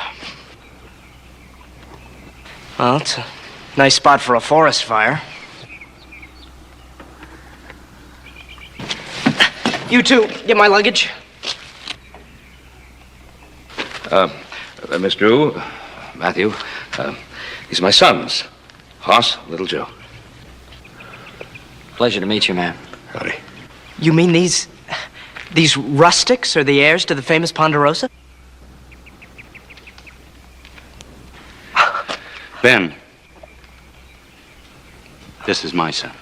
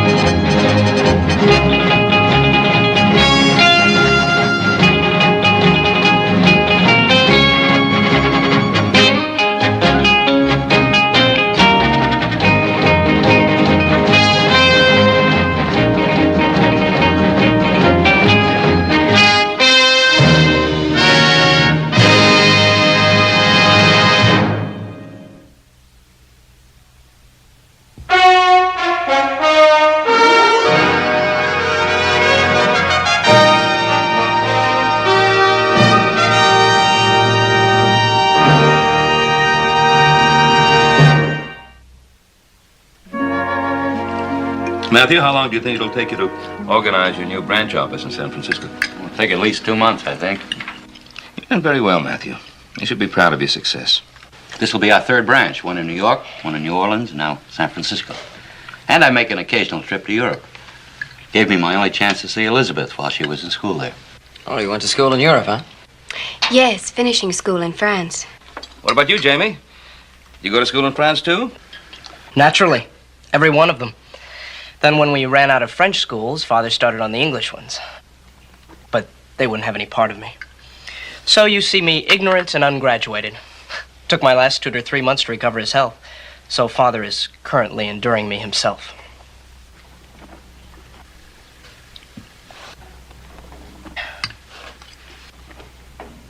Why, this is a delicious dinner.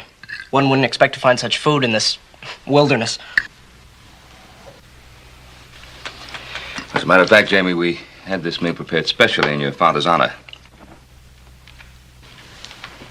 Back in the old days, he was quite a gourmet. That was a long time ago, Ben. After Mary died, I'm sorry to hear about that, Matthew. But in a way, you were fortunate, as I was. Mary left you a son. She did that all right. She died having me. Did you know that?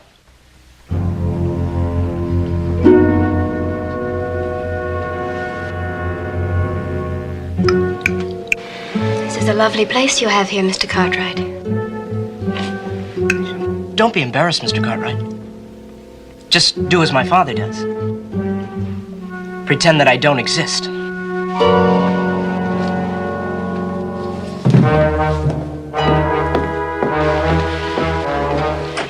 Excuse me, please.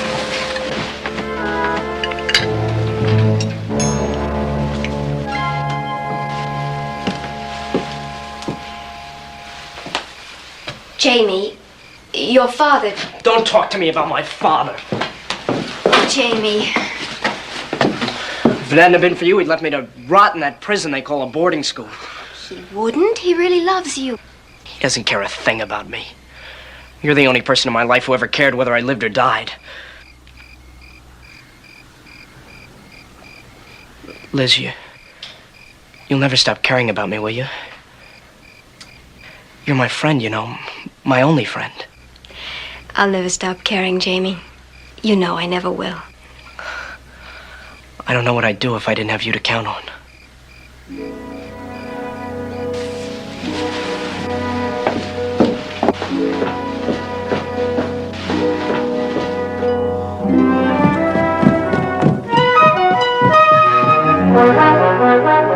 To arms, the redcoats are coming.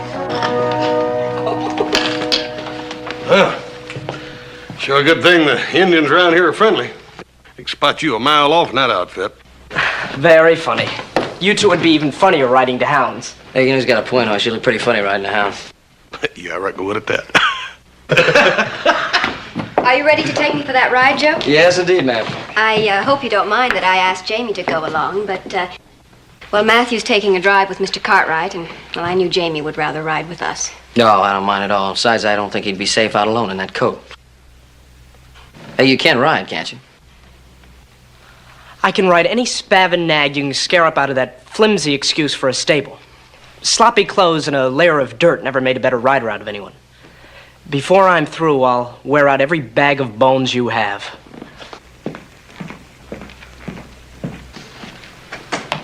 Shall we?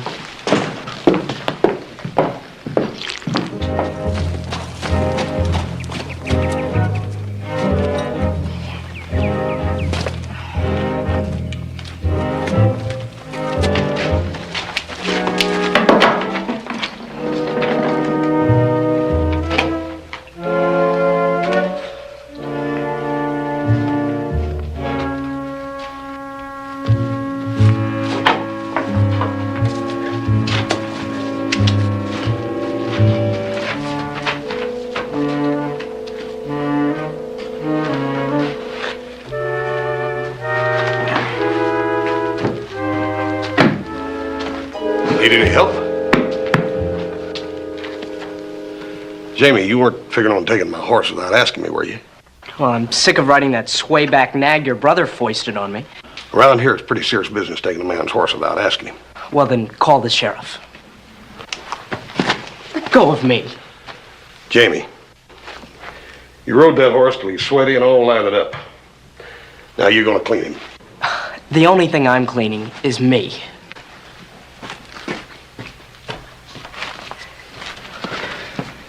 Jamie. Young man, if it's a bath you want, then it's a bath you'll get. But it'll be my way. Get your hands off of me, you big baboon! Stop it! All Stop right, it! Jamie, is it a rub down for the horse or a bath for you? Just put that boy down! Stop it! Anything you say, Paul.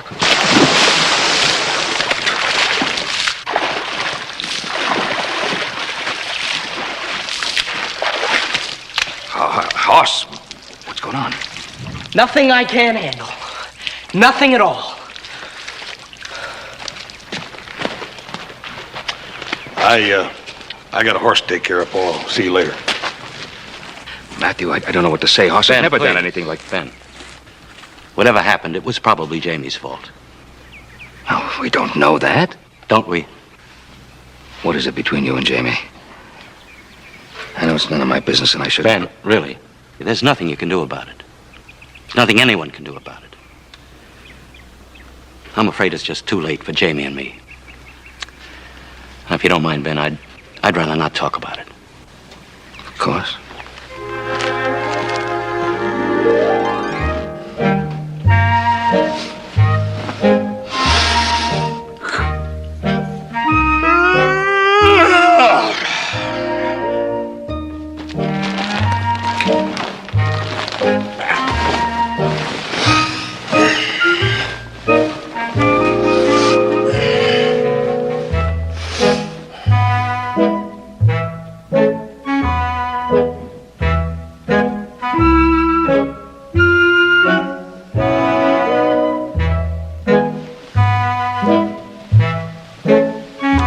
Honey.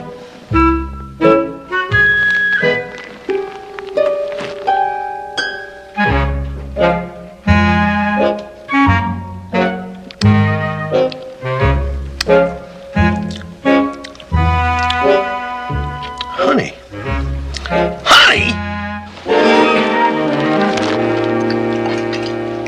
Honey all disappeared last night. No honey for breakfast. Oh, what happened? Don't know. Hobson put lock on pantry. No more for me, my man. I'm going to go riding. Well, if you'll wait until I change, Jamie, I'll go with you. I don't need a keeper, Elizabeth. Well, I want to go with you. May I? Your wish is my command, mademoiselle. I shall await you in yon grim and dingy stable.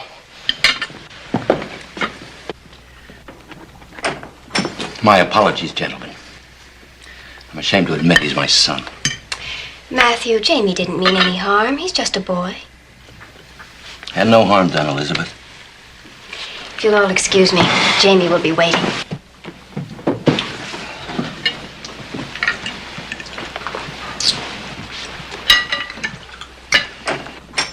Ben, I've changed my mind. I would like to talk to you about Jamie. Boys, don't you have something you ought to do? Yeah, Paul. Yeah, excuse us, we have some work to do.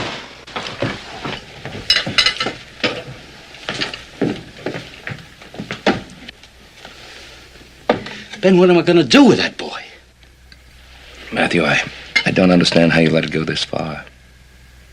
And Jamie's he's a bright boy. But, you two sure don't get along, do you? How come? Well, I'm afraid Jamie told you the crux of it the other night at dinner.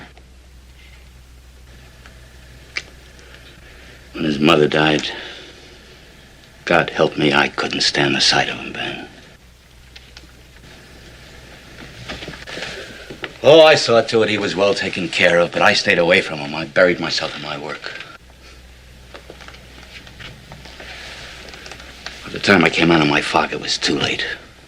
He was a spoiled, tantrum-throwing, unbearable little...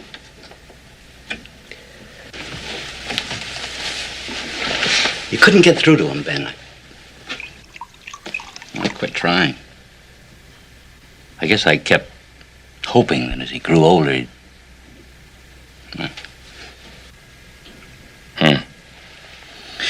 And yet you don't seem to be doing very much to discipline him. Afraid to let myself go with him. There's no telling what I might do if I ever got started, Ben, so I just ignore him. Well, that's certainly not a solution. Well, what is? With this business deal on my mind, I just...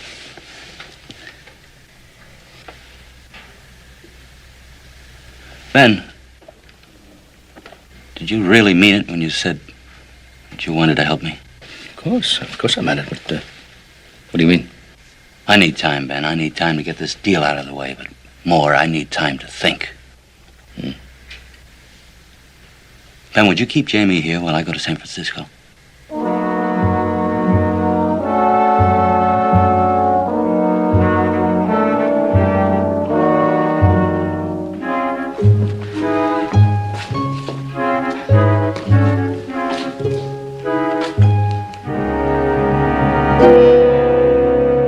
Gad, this is a dull place. Certainly be glad to see the last of it tomorrow. Jamie. Jamie, I've got a surprise for you. You're going to stay here with the Cartwrights while Elizabeth and I go to San Francisco. Oh, you must be joking. No, Jamie, I'm not joking. Here? But, Father, Jamie, I'm going to be very busy in San Francisco. I just think it would be... And you're going to toss me in somebody else's lap so you won't have to be bothered with me, is that it? Well, I'm not going to stay here, Father. You hear me? I won't stay!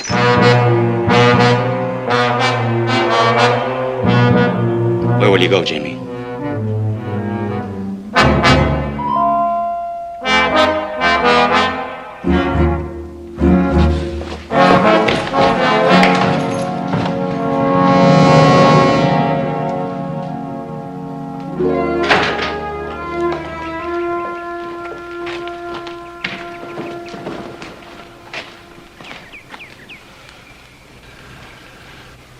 Aren't you even going to tell us goodbye? Stay here, please. I can't, Jamie. I must go. Come on, Elizabeth. We'll miss the stage. Goodbye, Jamie.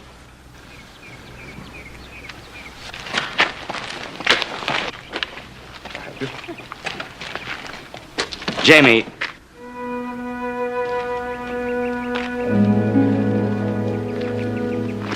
Now, Matthew, you two have a good trip, and don't worry about Jamie. He'll be all right with us. Thank you, Ben. This means a great deal to me. Sure.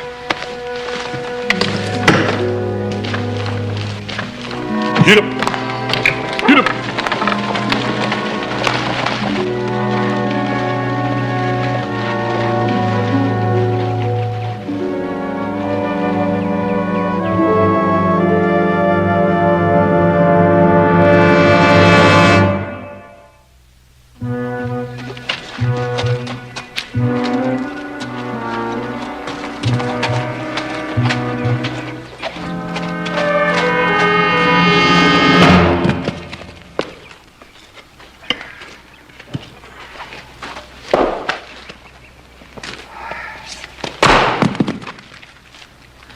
I think you're going to start looking for him yet? Well, if he isn't back in an hour, I'll start looking for him, I'll tell you that.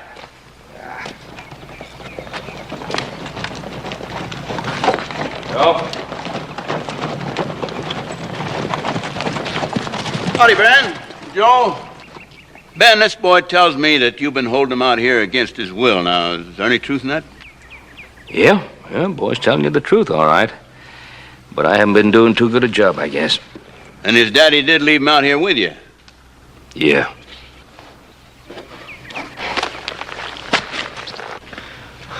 Might have known you'd own the whole town, even the sheriff.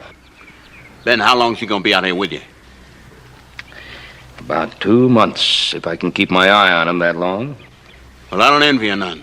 But just do me a favor, will you? Keep a tight rein on him. Thanks for bringing him out, Roy. Now, young fella, you listen to me. I know what you think of us, and I know what you think about staying here, but you are here, and you will be for 2 months. So you might as well try to find some pleasure in it. You might start by putting that horse up in the barn. Now.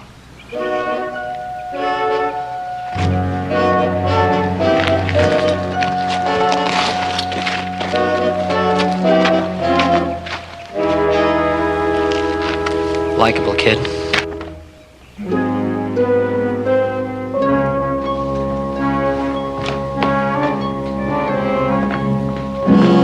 Ben Cartwright!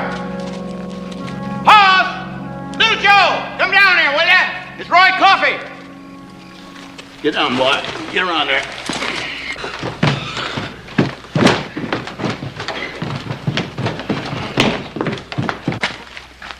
Come on, boy. Get your hands off of me. Oh, stop, will you?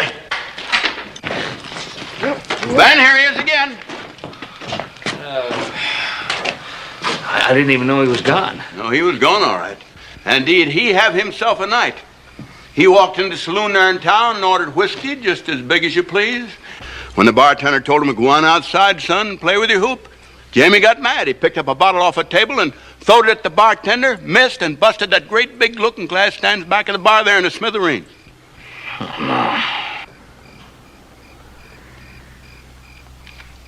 And that ain't all. A customer started laughing, and Jamie took out after him, and a customer jumped backwards and knocked over a poker table with chips and money and glasses on it. It was a high-stake game, too.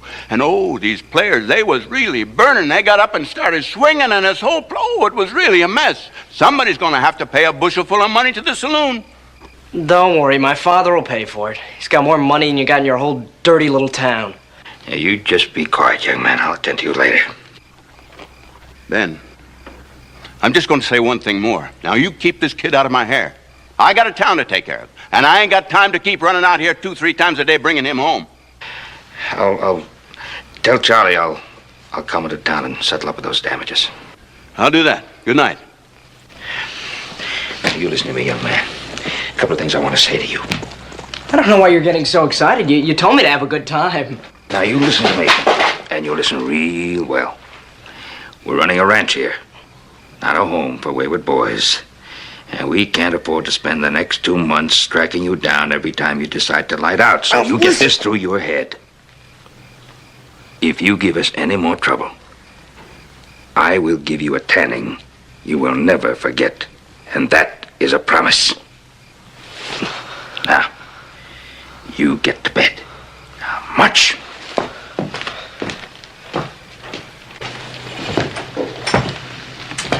Now, maybe we can all go up to bed and get some sleep. I like to hear that.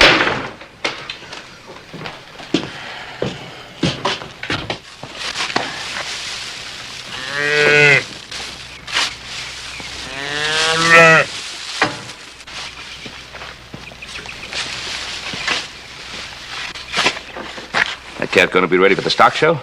Yeah, I think so. He's coming along real fine. Yeah, it looks pretty good. Well, let's get inside, young fella. We got some bookwork to do. My favorite.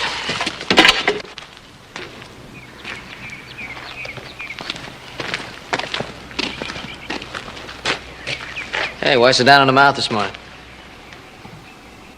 Are you still thinking about last night? Let's forget about last night and start fresh. We don't mean for you to be unhappy here. Anything special you'd like to do today? Hey, tell you what. Found me have to go over some Brandon records right now, and Hoss will be in town all day, but I'll be free this afternoon. You still interested in learning about calf rope, and I'll teach you then.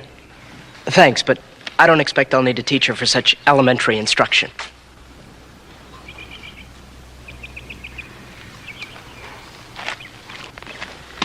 Well, you suit yourself. Joe'll be ready around noon, in case you change your mind.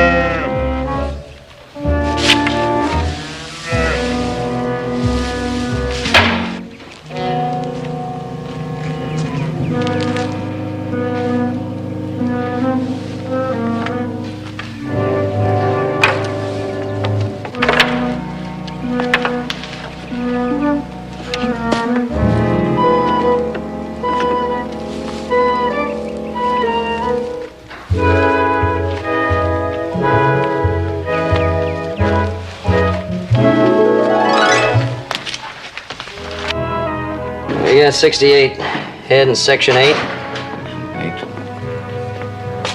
Mr. Cartwright, there's something wrong with that calf of yours outside.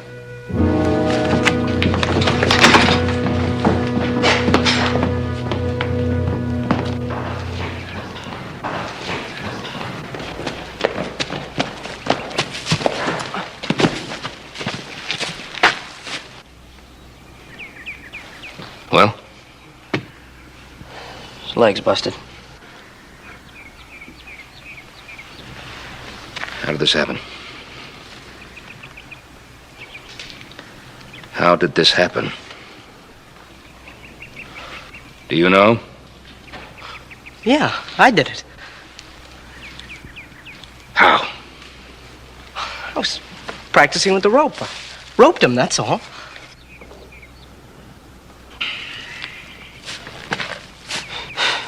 I have to put a splint on his leg. What's the big deal? It's only a calf. Don't let him go.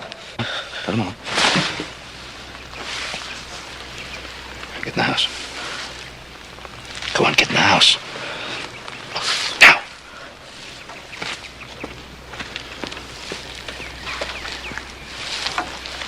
Sarge.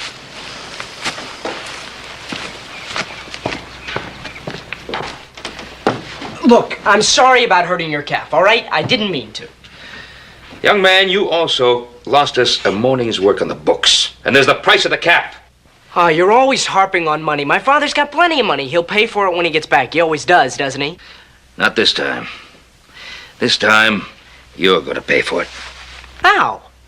By working it out as a hired hand on this ranch. Oh, you won't be able to pay for all of it, but it'll be a start in the right direction. Let's see now, tenderfoot like you ought to get maybe, what, $10 a month, and your keep if you're lucky. $10? My father gives me more than that every week. Yeah. Maybe that's one of the things that's wrong. You start work right after lunch. Wait a minute. If you think I'm gonna swill your pigs and chase your calves all over this stinking ranch, you can think again. My father would never allow Your me. father gave me permission to do exactly as I saw fit with you. And that brings me to another point. Here. I made you a promise. And I'm gonna keep it now. Promise? Here. Oh, no. No. You wouldn't. Oh, yes, I would. Ow! Ow! Ow! Stop! Ow! Wait till my father! Hey, Ow! Ow! Ow! Stop it! Ow! Wait till my father! Ow! Stop! Stop! Ow! Ow! Ow! Stop! Ow! Ow! Ow! Stop it! Ow! I don't know what he done, but ain't that the prettiest music you ever heard? Oh, it sure is.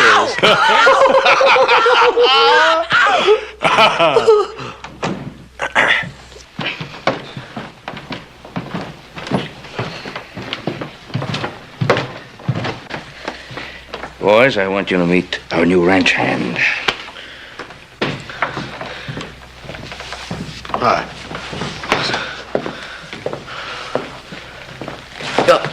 Allow me.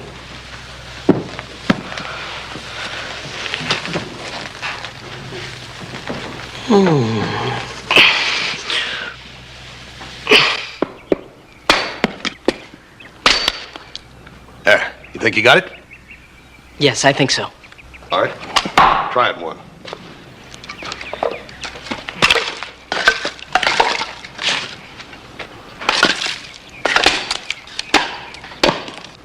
Very good.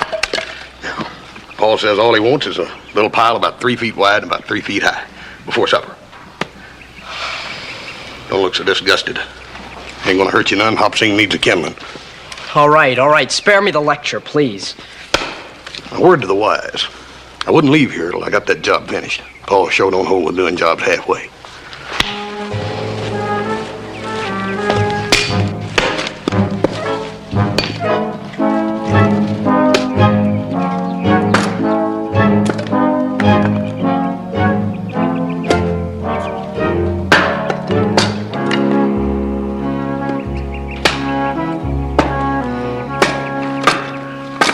So you're not doing too well, huh? I'm doing the best I can.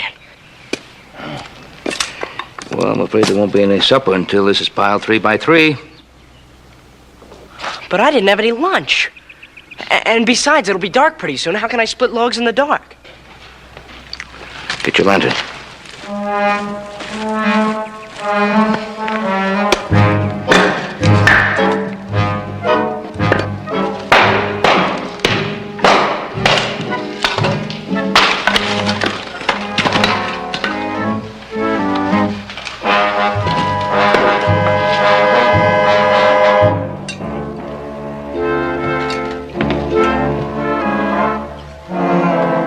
I thought you didn't like stew. When a person's starving to death, he'll eat anything. Just remember how hungry you were tonight, Jamie, because this is the last time you'll be allowed to eat your meal after everybody else is finished. Hop Sing can't be expected to serve meals at all hours of the day or night. From now on, if you haven't finished your day's work in time to eat with the rest of us, you wait till the next meal. Is that clear? Yes, sir. Well, it didn't hurt saying sir, did it?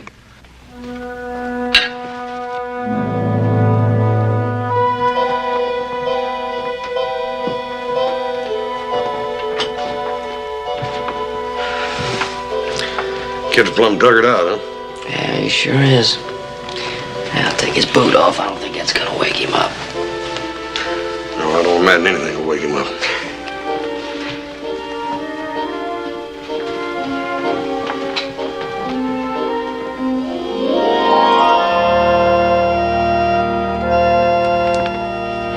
Hey, Jamie. Jamie? Hey, Jamie.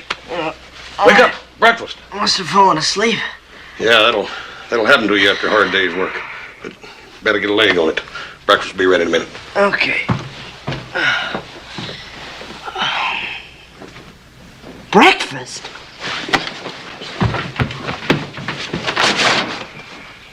Oh, no. Oh, it can't be morning. Oh.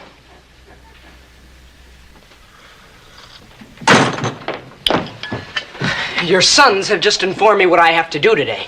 Now listen, Ben, I'm telling... Wait a minute, son. Name is Mr. Cartwright. All right, Mr. Cartwright. I will not clean out that stable. You're deliberately giving me the filthiest job on this place just to see how far you can push me. Jamie, in the first place, it's not a stable. It's a barn. And in the second place, before you're through, you're going to take a crack at every job there is to be done in this ranch. And believe me, some of them will make cleaning a barn seem like smelling a rose. Now, in the third place, you're not telling me what you're going to do. I'm telling you. Well, you're not telling me what to do, and I'm not going to clean up... Jamie, we're not going to have any tantrums here. I want you to listen carefully to what I have to say and think about it. Now, at this moment, you have two choices. Now, either you can sit here, eat your breakfast quietly, and then clean up the barn. Or you can go upstairs, be locked in your room, throw the loudest and longest tantrum of your life, and then clean up the barn. In which case, of course, it'll be a long time before your next meal. And if you raise your voice to me just one more time, you'll have no choice. Which is it going to be?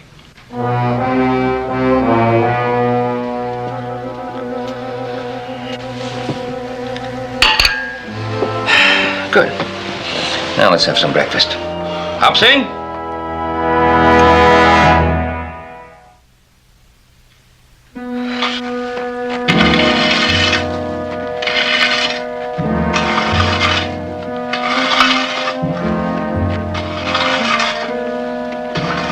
Well, see, you're not finished yet, are you? I'm not.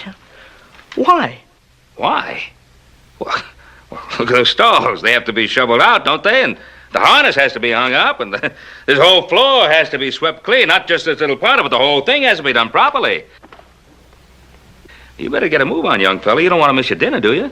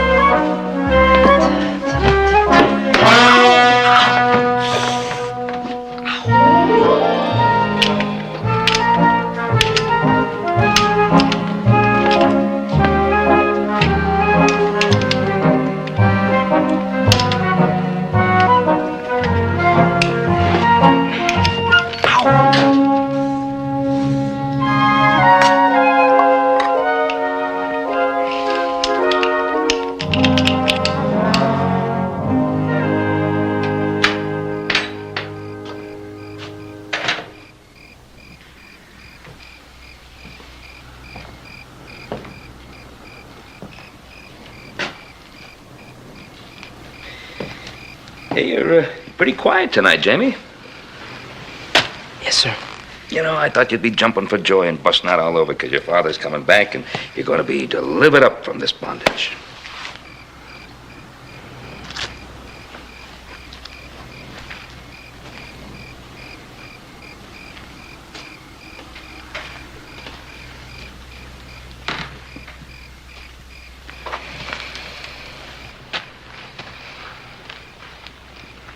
You worried about your father? Yes, sir. Why? He hates me. Oh, no, Jamie. He doesn't hate you. He doesn't hate you, and you don't hate him. Oh, you do a pretty good job of hurting each other. You know, It's no longer a question of why you hurt each other as who gets hurt the most. And you know, I think it's you. It sure is. He couldn't care less. Oh, you're wrong, Jamie, you're wrong. You're so wrong. He wants things to be different. But it's hard for him. You know, it's easier to go along an old trail than to carve out a new one. But with you, it's different. You're already on a new one. What do you mean? Jamie, have you had a good look at yourself lately? You know, in the last couple of months, you've grown up. You've become a man. It's true. You've learned what it is to do a hard job and do it well. You've learned to be respectful of others, to want the respect of others. And I think for the first time, you know what it is to live with people instead of live in a running fight with people. Am I right? Yes, sir. Thanks to you. Oh, maybe I started you on the way, but you hold the reins in your own hands now. If you behave with your father the way you behave with us, he can't help but respond. Jamie, your father wants to love you. Let him.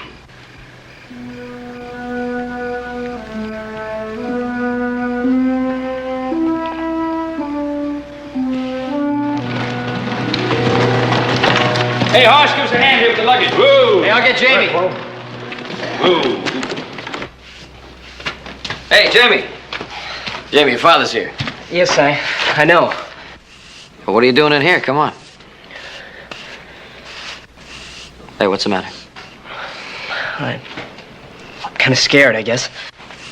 What, are your father? I can't help it, Joe. I want him to be proud of me, you know? I want it to be different between us.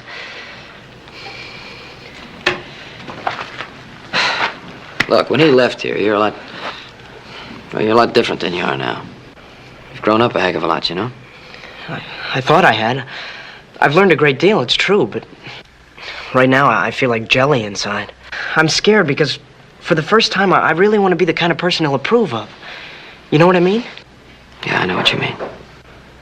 Then what do I do? I suggest you go out there and shake his hand. I mean, it's as simple as that? He can't be any tougher on you than my pa was. Go on out there.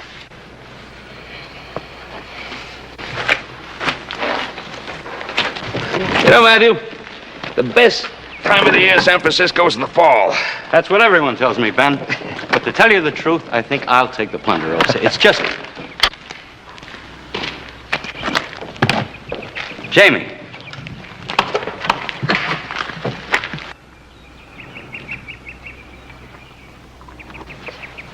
It's good to see you, Father. It's good to see you, son.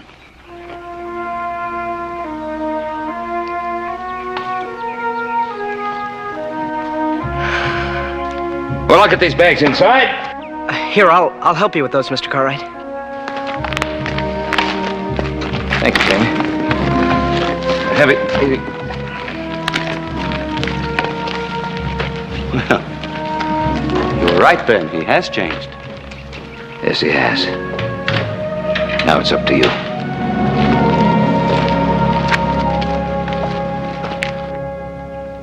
Matthew, I gotta tell you this. You can be real proud of your boy. Sure can. And fix fences, pitch hay, and everything. Yeah, not to mention splitting kindling. He's real good at that. Jamie, just wait until you see San Francisco. It's... All right, Elizabeth. I'll spring our surprise. I had a reason for asking for this champagne. I've got wonderful news. Elizabeth and I are going to be married.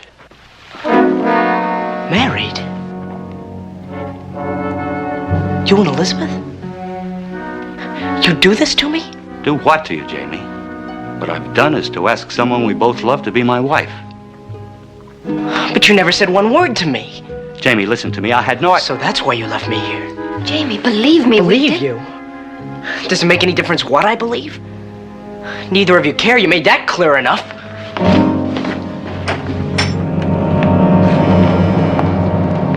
Elizabeth, wait.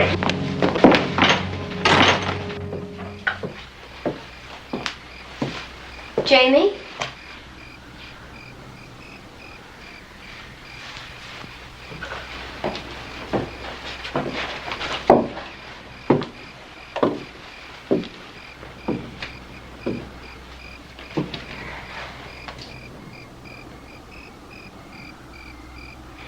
I know this is hard for you to understand. No, it's not at all hard. But Jamie, if you just let me explain. Don't bother. I'm quite used to treatment like this. Suppose I've even come to expect it. I don't know what I'd do if anyone ever treated me fairly. Jamie, we don't ever mean to be unfair. It's just that... Just what, Elizabeth? An accident? You mean you and he weren't planning this all the time behind my back?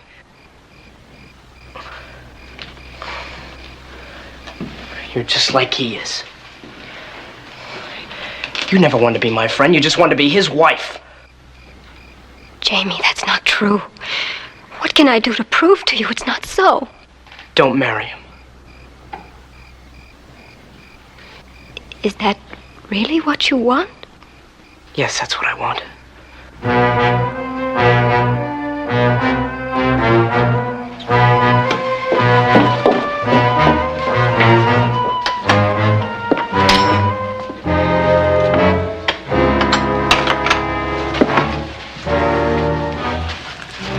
Matthew, I tried to talk to him. I tried to explain, but...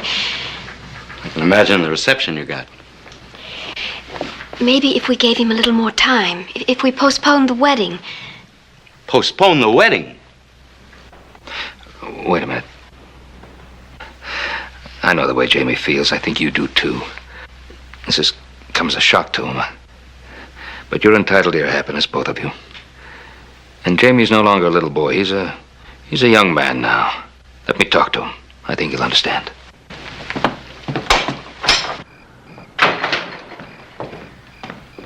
I want to talk to you, Jamie. I've got nothing to say to you. Fine. That'll make it a lot easier for you to listen. Jamie, for a while there, for just a little while, I thought to myself, that boy's really coming along. He's getting to be a man. But I guess it's easy to pretend you're a man until that first test comes along. And I failed. So I'm a child, is that it? Yeah. Yes, that's it. You failed. You failed yourself. You failed your father. You failed that young woman who needs your acceptance just as much as you need hers. You failed. I wanted to prove myself. I tried. Did you? You caved in the very first time your father tried to meet you halfway, man to man. Oh, yes, Jamie, that's what he was trying to do. Meet you halfway. Treat you as an equal.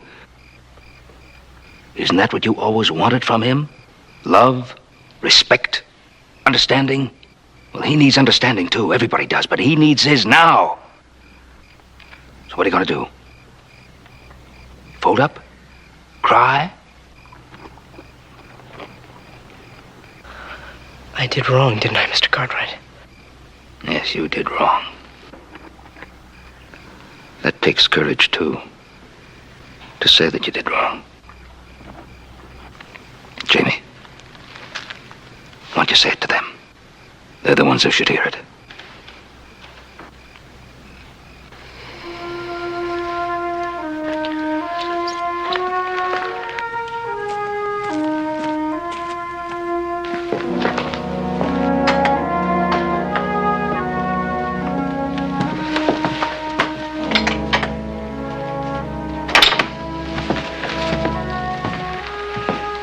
Father, I guess 16 years of feeling sorry for myself.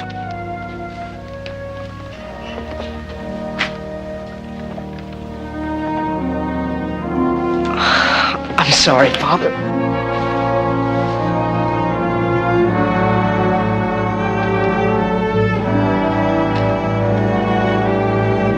Jamie, thank you.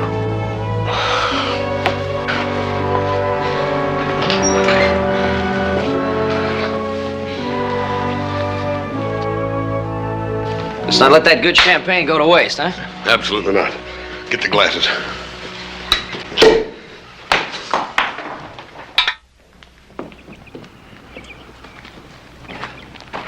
Thank you so much, Ben. Ah, For you're more than everything. welcome. You're more than welcome. Well, that pays for everything.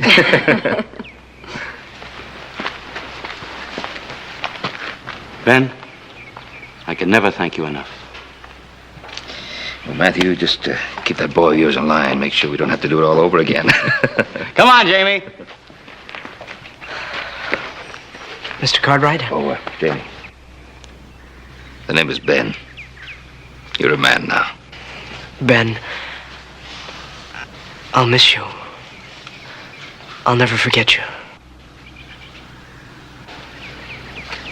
You're darn right you won't. You're going to be living in San Francisco, and we'll see a lot of each other. And listen, anytime you feel that roping technique of yours is getting a little rusty, you come here and sharpen up, you hear? Right. Up you go. Hey, Jamie. It's kind of a bumpy ride to Virginia City. I thought you might need this. Thanks. Thanks for everything, Joe. Good luck. So long. All set, Hoss. Here we go. Heat up. So long.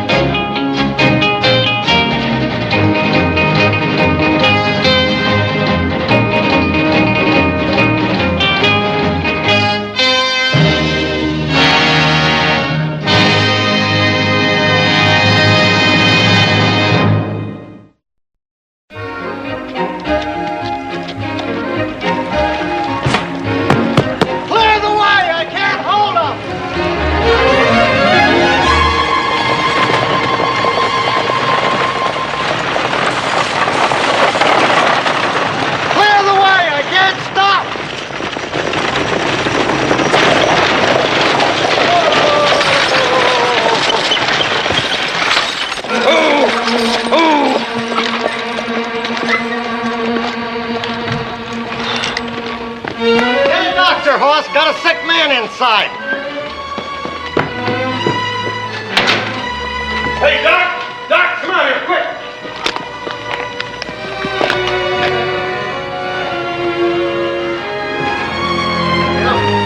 Got a fellow sick out here on Stagecoach. Doc, about 10 miles back, he got chest pains. I had to run my team full out. Oh, I'm Dr. Martin. I think he's a little bit better now, Doctor. Mr. Wilson, the doctor's here.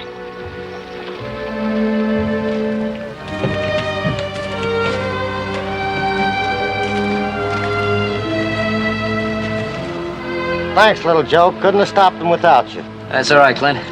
Here, lend me a hand, will you, fellas?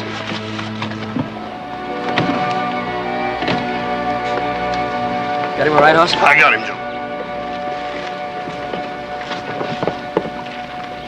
You must be the man who stopped the horses. Yes, ma'am. I'm Joe Cartwright. How do you do? Here, let me give you a hand. Thank you. Will you show me how to get to the manor house? I'll do one better than that. I'll take you there myself. Got any luggage? Here you go, little Joe.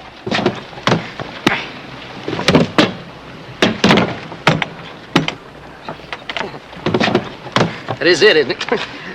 Okay, here we go.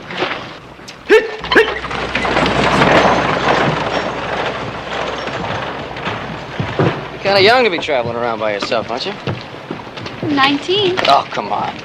I really am. Nobody ever believes me, but I'm 19. How long are you going to be here? Only a few days. Yeah, the introductions were cut short. I didn't get your name. I'm Wendy Daniels. And you'd rather not be called Mr. Cartwright? Well, not if I have a choice. You do, Joe.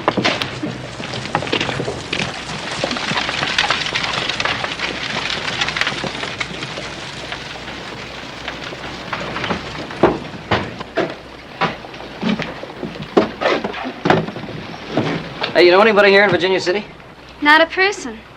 Until my father arrives. And then I may not know him. But you won't know your own father?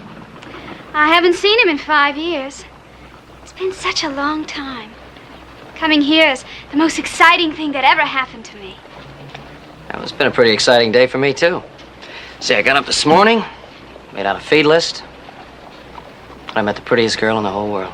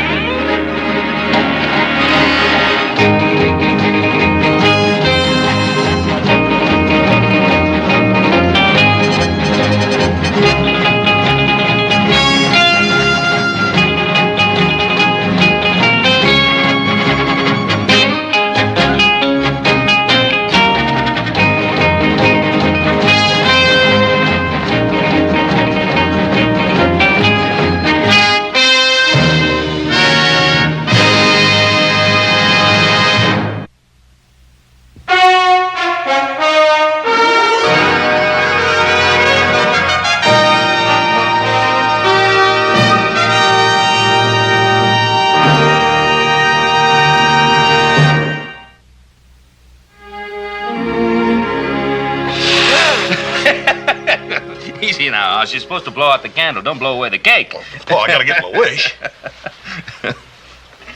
Joe, you've been with us all evening, and yet you haven't been. You've been off in a park somewhere. Oh, I'm sorry, Pa. I was just thinking about a girl who came in on the stage this morning. She's so beautiful, I can't even tell you about her.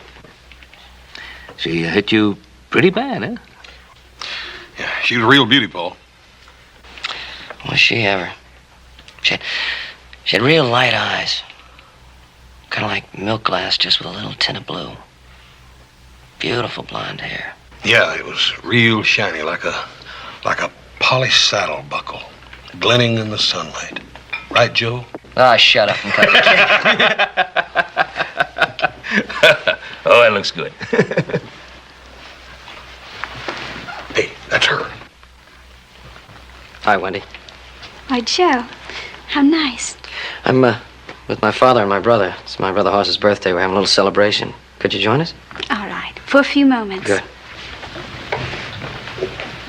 Pa, I'd like to present Miss Wendy Daniels. This is my father and my brother Hoss. Howdy. How are you? Mr. Cartwright, Hoss, happy birthday. Thank you. Wendy said she could join us for a few moments. Oh, wonderful. That makes this occasion all the more auspicious. Please. Thank you. Joe told us that you arrived this morning on stage. Yes, by relay from Chicago. Uh-huh. I'll be meeting my father here in a few days. He'll be arriving from Denver. Is he coming here on business? Mm-hmm. He's been visiting several cities during the past couple of months, trying to arrange details for a stage and freight company. Virginia City will be his terminal. He wanted me here with him to celebrate his triumph. Well, the way Virginia City is growing by leaps and bounds, I guess we could stand another stage line. He plans to give Wells Fargo a run for their money. They gave you a pretty good run for yours this morning. It surely was a wild introduction to the West. Have a piece of birthday cake. Thank you. And a little champagne. Martha, could I have a plate and a glass, please? Organizing a stage line presents certain difficulties for an Easterner, doesn't it? Father thinks in large terms. The greater the challenge, the better. Here you are, Joe. Talk about a big challenge. Hoss? You bet. There we are. The cake looks awful good. Sure does. Sure does. Here you are, Paul. Man, that's family-sized cake. I got a family-sized brother. I got a family-sized appetite. There we are. May I propose a toast? To Haas? And to my father? That chair almost suggests he's with us. To Haas Cartwright, may the future be even brighter and more successful than the past. Thank you, ma'am. A field of four-leaf clovers. Yeah, without bees, I hope. To my father, who's always filled the cup of my dreams and the special country of my heart. To Taylor Daniels, who can sing you a sonnet, build you a bridge, or harness a river just to satisfy your whim of the moment. To my father,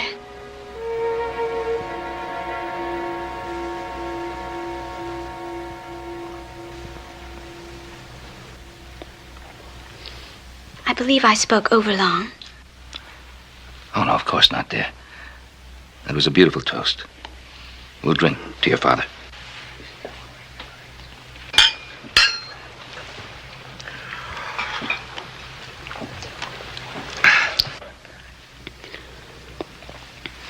I'm sorry. I must leave now. Oh. I'm afraid your Western wine is a little bit too much for me. Well, Thank you. Goodbye. bye. Western wine. Bottled in France. Western France, I reckon. Wendy? You forgot something. What? You forgot to say you'd go riding with me tomorrow. Riding? Well, I don't know if I should, Joe. Oh, why not? Well, suppose my father should arrive. I wouldn't want to be out of town. Well, you said he wouldn't be here for a couple of days. Well, suppose he should arrive early. Well, I wasn't planning a ride to St. Louis. I'll have you back by the afternoon. All right, look, have it your own way. I'll be by with a stereopticon, and while you're looking at the pictures, I'll wave a fan in your face and do my world-famous impression of horses' hooves. How's that sound? Oh, we really have some beautiful country around here. Got mountains, trees, lakes. There's only one thing that's missing. What's that? That's you riding next to me. You certainly don't give up easily, do you? Well, it's that or the stereopticon. All right. Be by around noon. Buggy or stereopticon? Use your own judgment.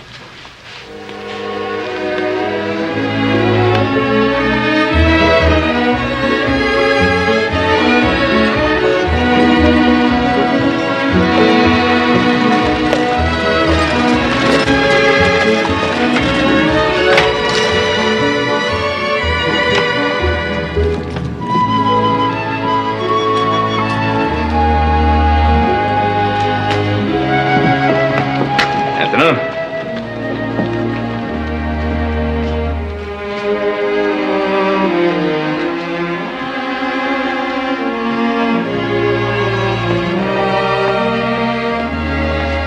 Hello, Miss Daniels. Good afternoon, Mr. Cartwright. Well, how are you?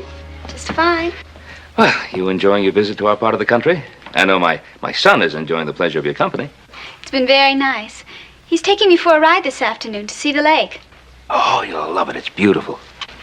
Well, Mr. Humer. Mr. Cartwright. You have a very special customer here. You know that, don't you? Yes, I'm well aware of that. You make sure that she gets everything she can possibly need.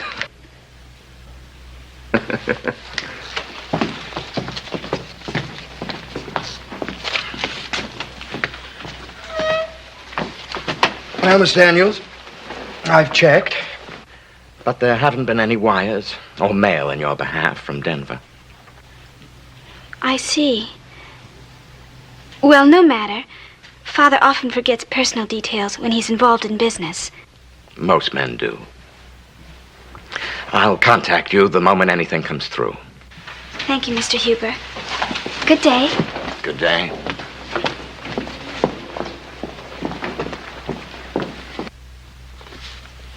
Ben, got a minute? Sure, Jim. What can I do for you? Sit down. Tell me about Miss Daniels. Miss Daniels? Well, she's a pretty young lady. I don't know very much about her. Well, Joseph introduced her to me, my son. She has an inexcusably neglectful father. He hasn't sent her any money. Oh, really? I don't have to look inside her purse to know that she hasn't got any funds. Well, her father's a substantial businessman. He's setting up his terminal for the stage line right here in Virginia City. He'll probably be doing business with you. Oh, it slipped his mind. Why did you extend her some credit? My first obligation. Is to the depositors, I know, but she's a young lady. She needs help. I can't do that, Ben. You can't do that. Hand me one of those checks. What for? I'd like one of those blank checks, if you don't mind. What are you going to do? Jim, will you please give me one of those blank checks? All right, all right. What am I going to do? I'm going to put $300 in her account. All right. But if she finds out where the money came from, being an unmarried, unattached woman, she may feel that she's being put in a compromising light. Oh, Jim, compromised. Now, see how you've got me involved? Involved? Jim, why don't you go fishing? It'll restore your sense of human values.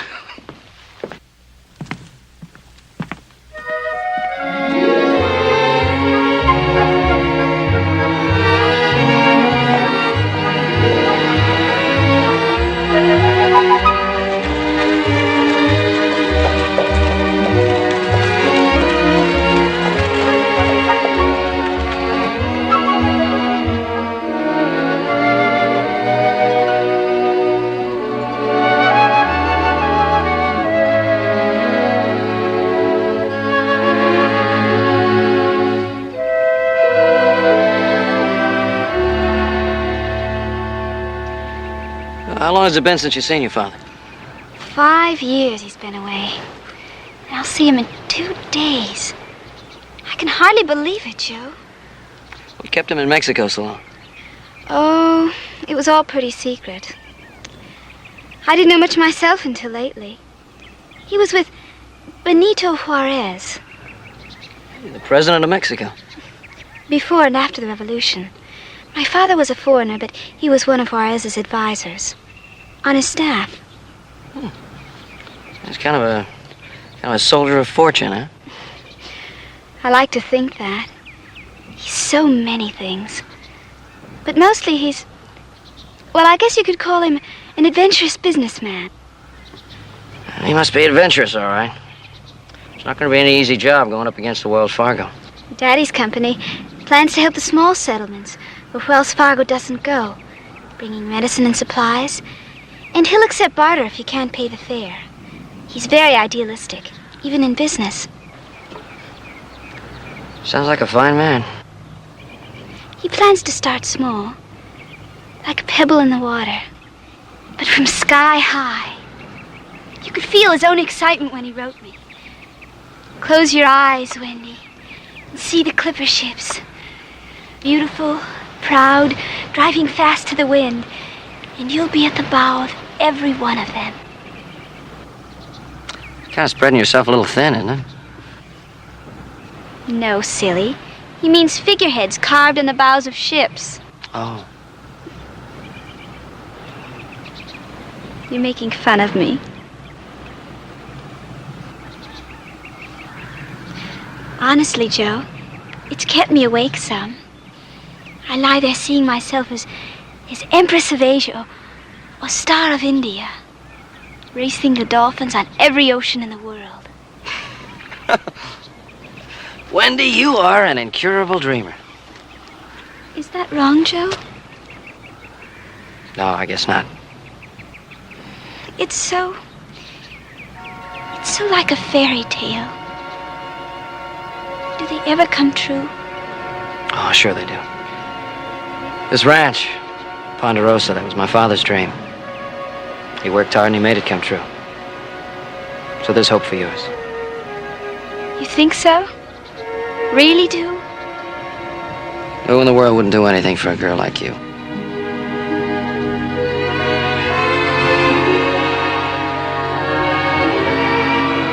I better get you back to the hotel.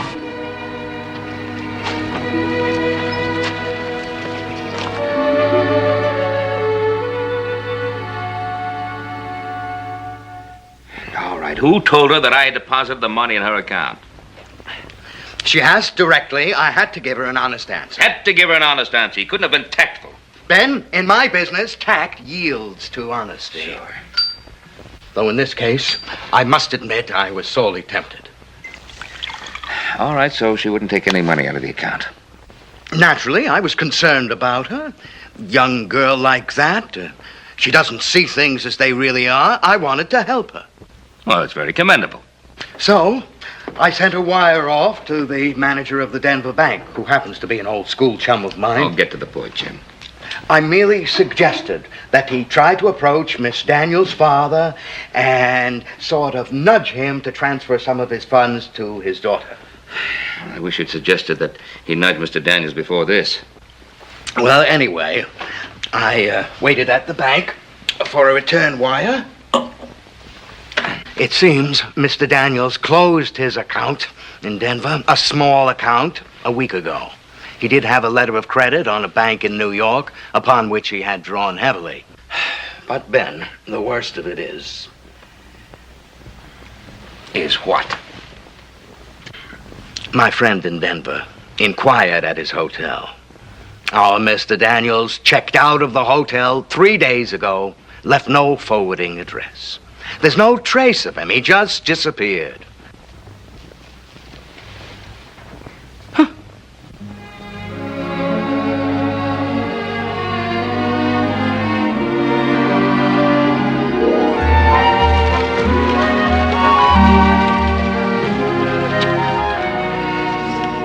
I hope you understand, Miss Daniels. If it was up to me, we have a house rule here that when the bill reaches $50... I understand, Mr. Woods. There's no need to explain. I wish I could let you stay. I really do. Haven't you any friends in Virginia City? I'll pack right away. Excuse me, ma'am. Sounds like you need a friend. My name's... Here, now, you don't have to run away. I'm really not hard to get to know. Besides, I might be a great help to you. Please, leave me alone. Now, look, this is a pretty rough town for a young lady to be in, unescorted. Some of these men around here might get the wrong idea about a girl being alone. I'm afraid Excuse... Now, look, I'll tell you what. Why don't you find the door, mister? Nobody asked for your advice, Sonny, so beat it, will you?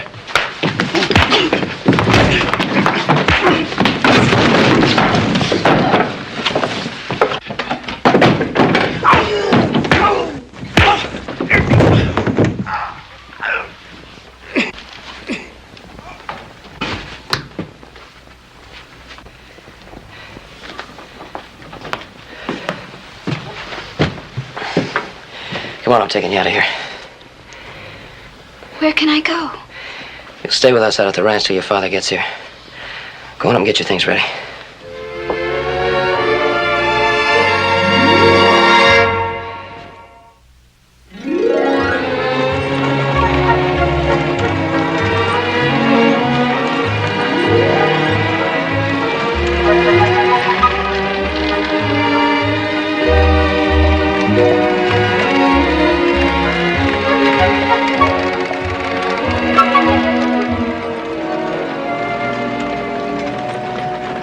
Come on, don't look so worried. We'll be there pretty soon. Always seems longer the first time. I know. I was just wondering. Yeah, about what? If this is the way Mother felt when she was left alone. You would have liked a little Joe. If she was anything like you are, I would have. She wasn't. She had poise. Nothing ever seemed to bother her. Even when nothing seemed right. She was always alone. Father was off somewhere trying to conquer the world, I suppose. But she didn't seem to mind. She was always there, always devoted to him. Even when she died. Well, you're here now. And there's a difference. I'm here, too. Are you, Joe? Truly? I wonder if anyone ever gets over feeling alone. You just give me a chance to show you. Come on.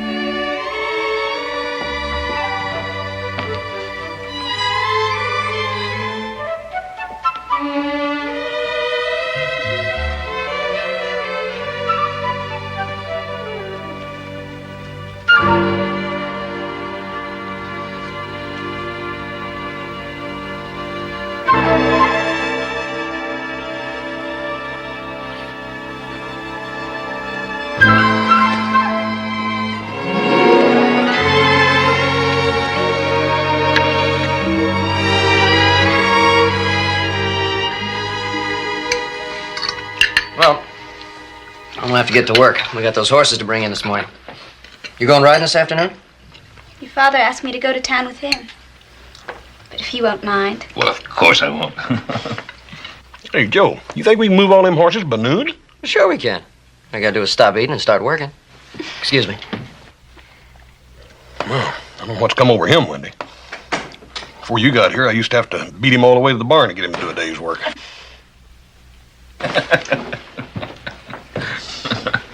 You really don't mind? My breaking our date. Oh, come on. Of course not. You'll enjoy riding. Thank you. For what? For being the way you are. For letting me be a part of your family. We never had much of a family life. Father was away most of the time. He was always off building castles shining in Spain.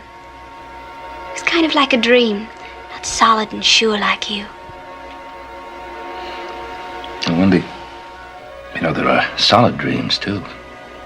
And solid dreamers. And the combination of the two is what makes for change and growth. And it could very well be that your father is one of those solid dreamers. And maybe that's why he hasn't been around the house too much, because he's been so busy away building. Yes. I know. It's just that... Well, knowing you has made me learn what it's like to have a father. Thank you. That's very nice of you to say that, thank you. Now, you enjoyed this afternoon's ride. I will. Good.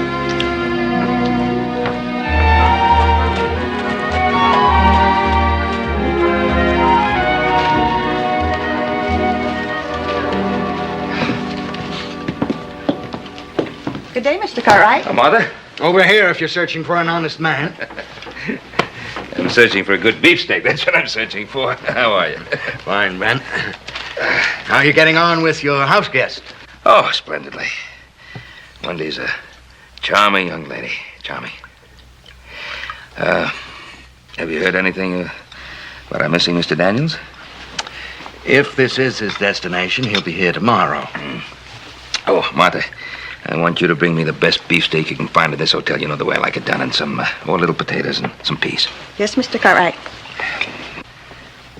Ben, does it seem at all strange to you that we are collectively stricken with this sudden interest in a young woman we know nothing about? No. No, not at all. You know why? Because she's vulnerable.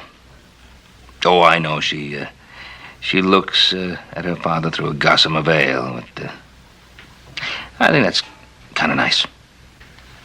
Yes, that is a nice sentiment, Ben.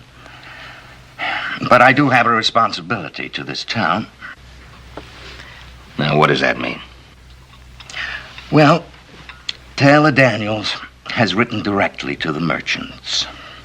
And the word has gotten around that his terminal will be here. That means increased business and jobs. Well, he sure has lit a pretty big fuse. I hope he can carry through with the promised fireworks. So do I. So does everybody else, I guess. Oh, now, come on. Aren't you being a little hard on a man that you haven't even met yet? No. Not me. Others. I am a little cowed by their opinions. They don't exactly jive with Wendy's high regard for her father. Uh-huh. Well, received this AM from New York. Be advised of immediate cancellation. Letter of credit issued Daniels Stage and Freight Company. Advance no further funds. All Western banks being notified. Who's that from? Daniels backers. He's on his own, Ben, when he gets here. If he gets here.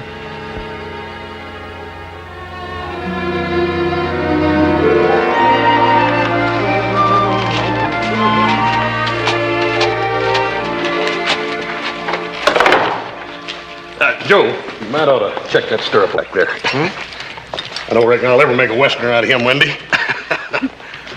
At your service, ma'am. Oh, what a gentleman you are. That's right.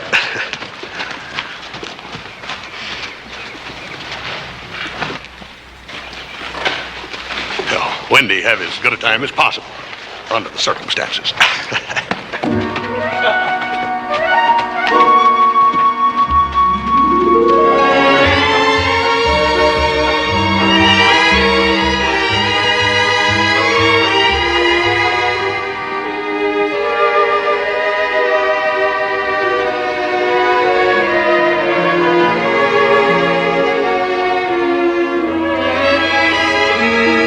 You haven't said anything to me in so long. When you finally decide to talk to me again, I hope it's something really important. I'm sorry, Joe. It's just that... Well, look at that. It's so beautiful. And a little bit sad, too. Oh, why sad? Well, my father always said that... Oh, no. What's the matter? I don't believe it. I'm Joe Cartwright. You must be Mr. Taylor Daniels. Now, you have to be. That's who I talk to every time you talk to me. Find out what Mr. Daniels is doing, what Mr. Daniels is thinking, what Mr. Daniels is going to be doing in the future. You know, just for once, I'd like to find out something about Wendy. I don't know what to tell you. Tell me anything. Do you like prunes? No. Neither do I. How about plums? I love them. Same here, but it doesn't make sense, because a prune is just a plum that's been in the bath too long. Now, prunes and plums aren't much, but they're a start. Now, what else is there about Wendy? Well, there's the Wendy Daniels who was the best speller in the first grade. Excellent. Then there's the Wendy Daniels who used to go and collect seashells at the age of 12 to hear the sound of the sea that was locked inside of them. And then there's the Wendy Daniels of right here and right now. And the last one's my favorite.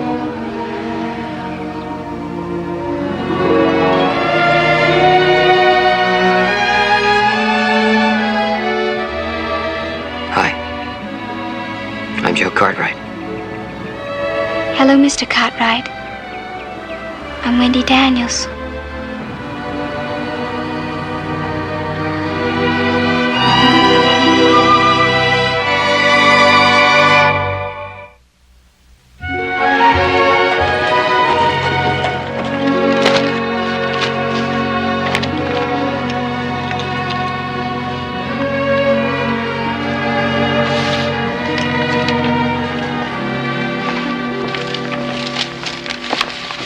morning. Good morning. I'm Taylor Daniels of the Daniels Stage and Freight Company. Oh, yes, Mr. Daniels. I'm acquainted with your enterprise. My name is Huber. Please come in. Oh, thank you. Have a chair. What can I do for you? I've just arrived from Denver, but I thought I'd check momentarily if you had any correspondence regarding our company. As a matter of fact, yes. A wire from New York. Oh? Your letter of credit, Mr. Daniels. It's been revoked. May I see the wire? Certainly. Yes. Yes, I had it here somewhere. I've told them never to clear this desk. Oh, here it is.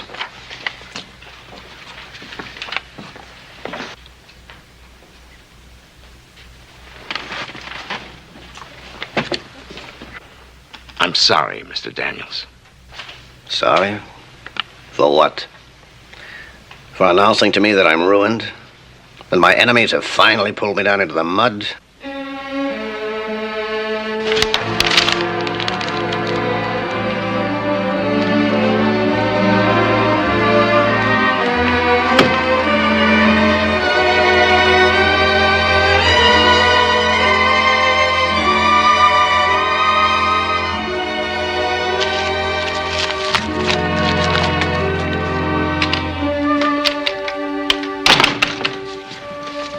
My name is Taylor Daniels. Oh. My daughter is registered here, I believe. Oh, Miss Daniels? Not anymore, she isn't. What do you mean? Well, the young lady was unable to pay her hotel bill. Are you telling me you evicted my daughter? Well, I wouldn't exactly say that she was on the curb. She could have paid her bill with the money that Mr. Cartwright put up. Cartwright? Who is he? Well, he's the fellow who offered her $300 and took her in at the Ponderosa Ranch, where she is now. My daughter is staying at this Ponderosa with Mr. and Mrs. Cartwright? No, not exactly. There is no Mrs. Cartwright. Who else knows my daughter is staying there? What? Who else? Well, just about everybody in Virginia City, I guess. Oh, please, Mr. Daniels, will you lay off? You're about to choke me.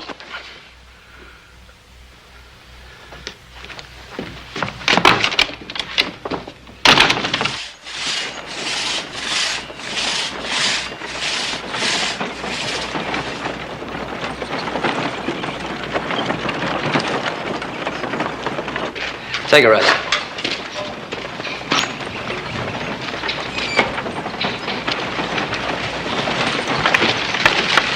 All right, can I help you? I'm looking for a man named Cartwright. Well, I guess I qualify. I'm Joe Cartwright. Cartwright, I've always prided myself on being a civilized human being. There's only one way to treat a person like you.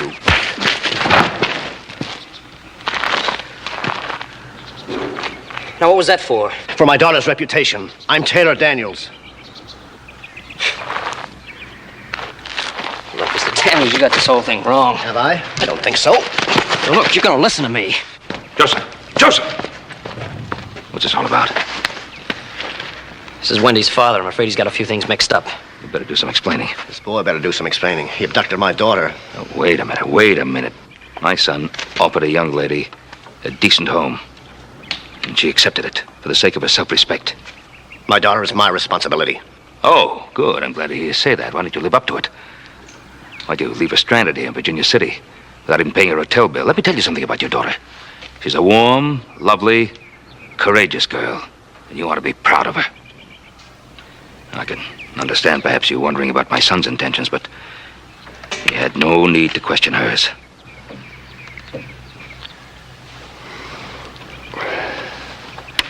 Things have been so... I've been so upset. I guess I've been taking it out on everybody. Looks as though I've made a complete fool of myself, doesn't it, Mr. Cartwright?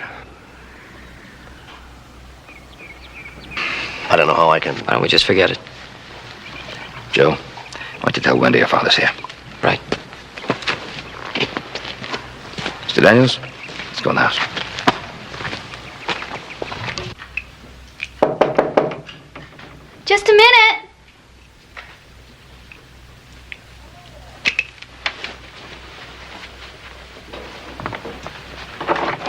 Come in. What is it? Your father's here.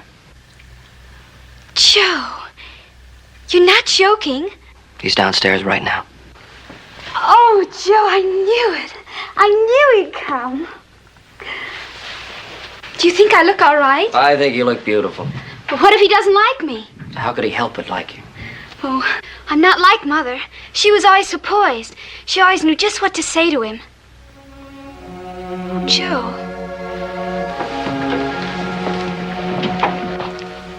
I'm scared. Look, there's nothing to be scared about. That's your father downstairs. But you don't understand. He's not like other men. Mother always told me that he needed someone to stand beside him, to help him from being afraid. When she died, I promised I would try to... Oh, Joe, I'm so happy.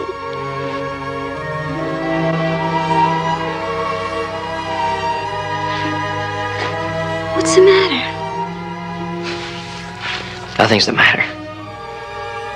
I'm just real happy for you, that's all.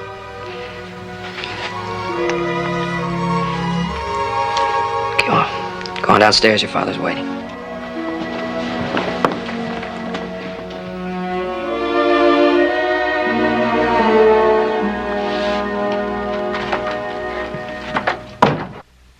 Mr. Cartwright.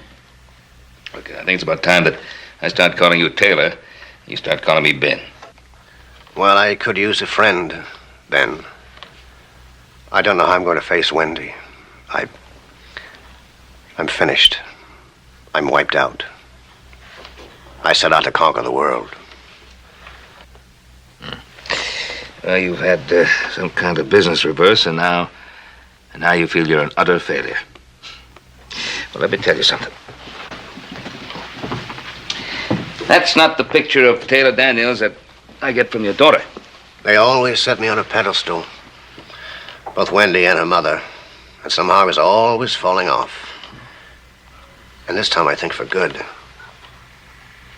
My credit has been cut off, you understand? Yes. Yes, I understand.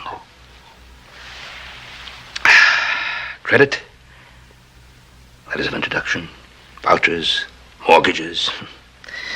They all seemed very important to me at one time. And then I discovered something of greater importance. Something much more meaningful to me. I discovered how important my sons are to me. You know, Taylor, our children are the only immortality we have. What would a man like me do with a child? I purposely avoided seeing her for years. Even after my wife died, I couldn't bear to see Wendy. I never have been a father to her, and it was too late to start. And yet you wrote her, asking her to meet you here. Oh, yes, when I thought I was going to succeed. I wrote I could afford to write. With all kinds of reams and reams of glittering promises and nonsense. Seas and sailing ships. I'm a rotten failure. Oh, I don't mean to trouble you. I'm sorry. And when Wendy comes down, tell her I'm sorry. It's easy to love a dream, Wendy. It's a lot tougher to love a human being.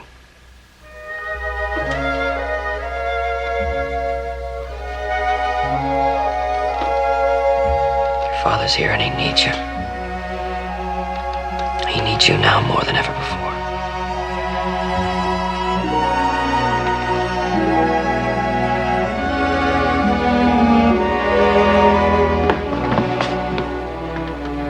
You really do want to fail, don't you? No man wants to fail, Ben, but even a fool knows when he's beaten. And you are beaten. You're so completely beaten that you're ready to run away, just as you have success in your hands. I don't understand. I told you. You told me about credit. I'm talking about your daughter. Taylor, if you walk out this door right now, you will fail. Not only for yourself, but for Wendy. Your whole life will have been a failure. Father?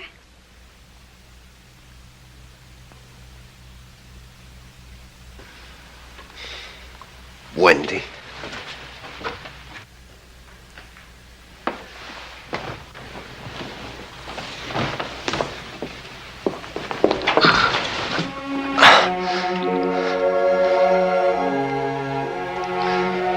Wendy, I don't want to know anything. I don't want to hear anything. I just want you to hold me.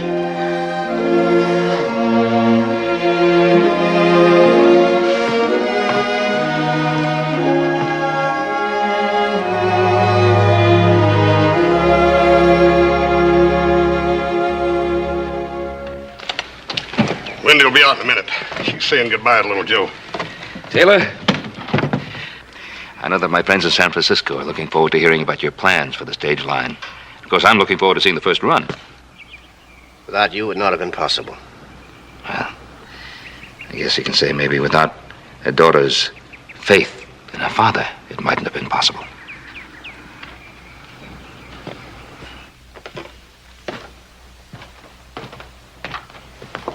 It's gonna be pretty lonely around here without you.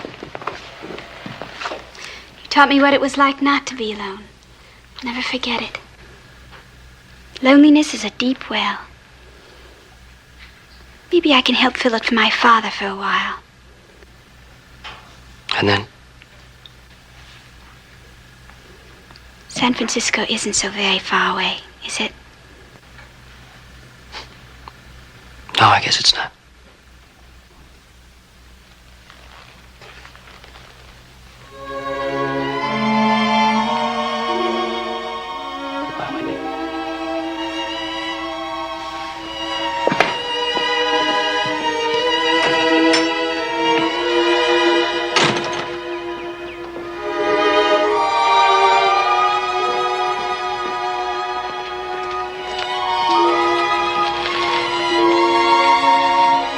Goodbye, Mr. Cartwright. I can never thank you enough.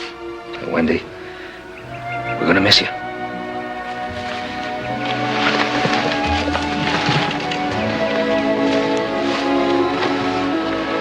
Wendy,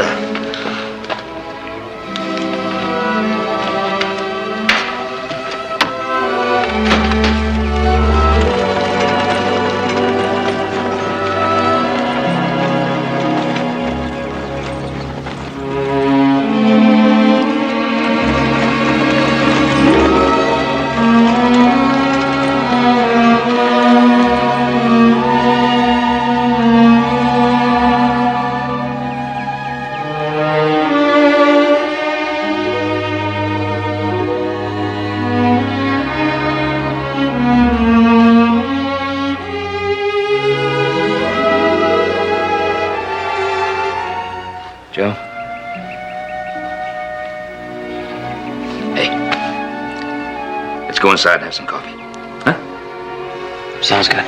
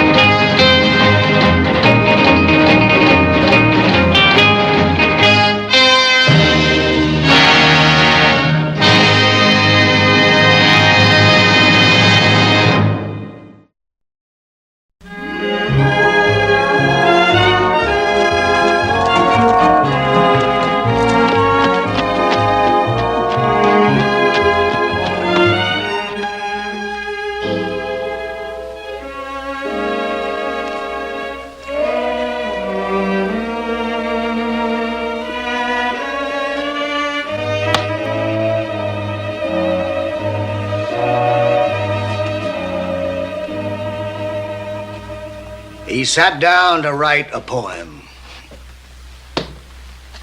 One about life and things. One that would tell and shriek and yell. One that would soar and sing. He would mention his mind and the trees and the sea. And his heart and his girl and their love. He'd define what was good, what was bad, what was odd, and add a coda to God. So, he thought and he pondered upon all these things till his being rumbled with fear. So, he put down his pen, lit a cigarette, then ended his poem right here.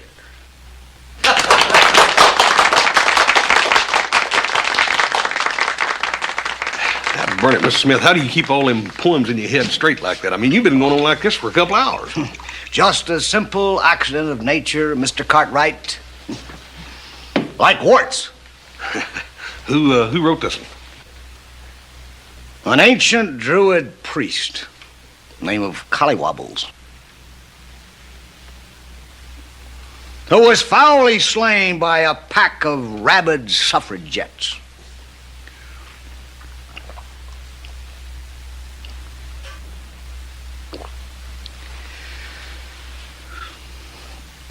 For the inner man.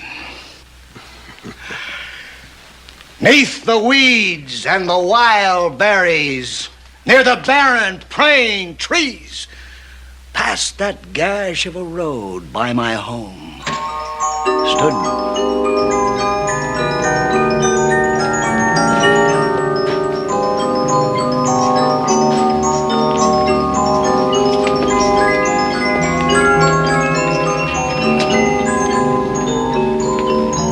When did the deafness first strike you, friend? Look, mister, I've been putting up with your stuff for near an hour now. That's long enough, I'd say. Then you don't plan to cease playing that machine? No, I don't. Well, in that case, I shall strike you so hard that you will have to remove your boots to brush your teeth. Here, have a drink.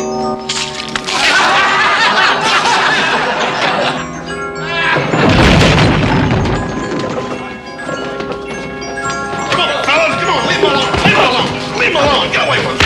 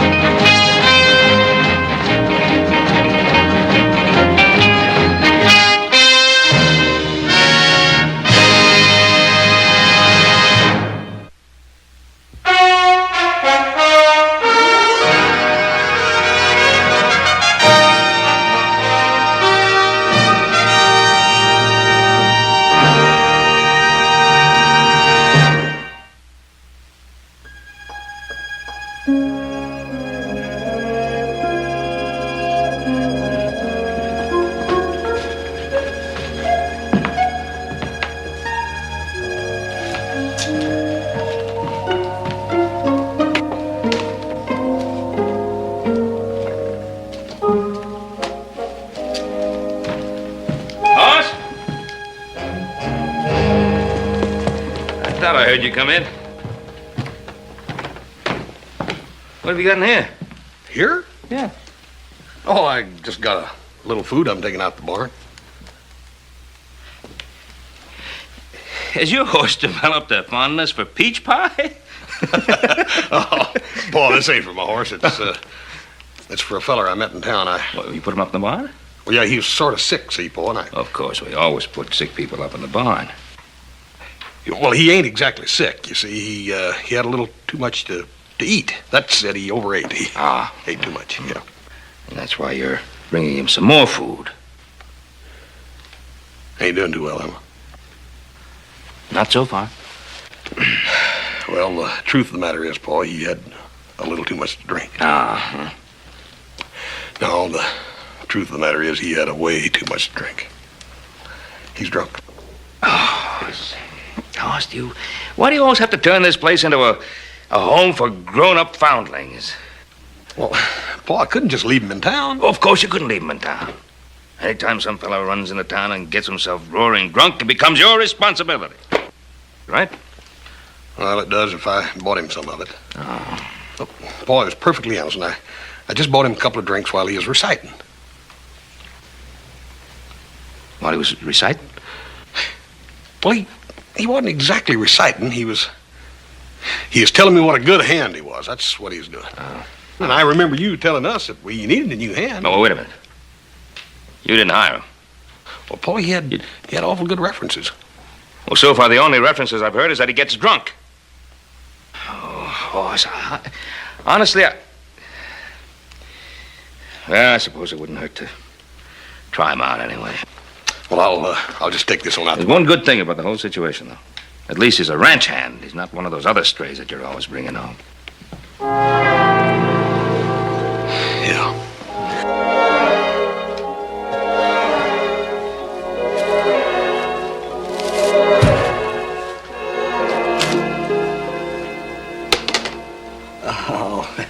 Why, Little Red Riding Hood, how kind of you not to forget your old granny.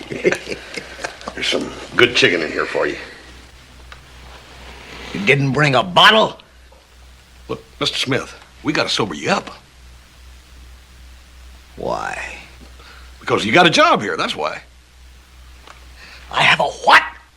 Well, you're broke, you ain't got no money, so you must need a job. I don't know how to do anything on a ranch. You'll learn. Why are you so interested in me? Well, I sort of backed myself into a corner, I reckon. I'm sort of committed to you. What will I have to do? Well, the first thing you gotta do is sober up. Now, go and try some of that chicken. It's good.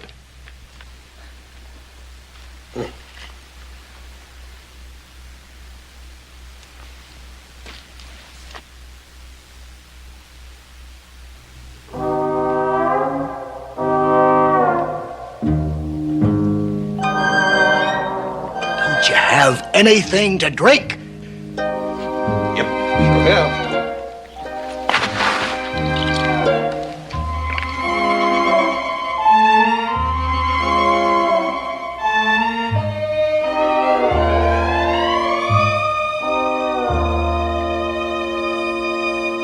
Assassin!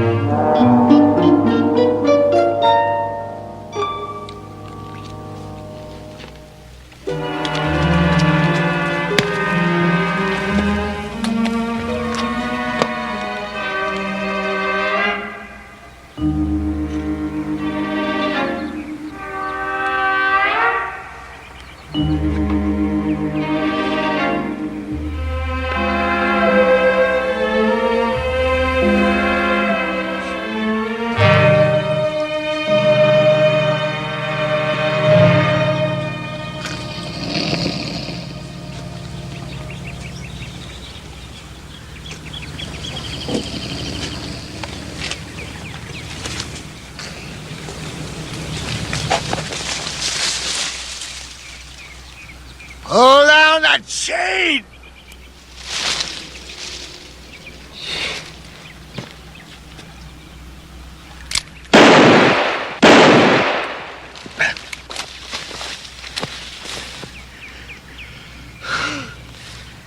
Don't you know you can kill a man like that? Well, there's one thing for dang sure, work ain't gonna kill you.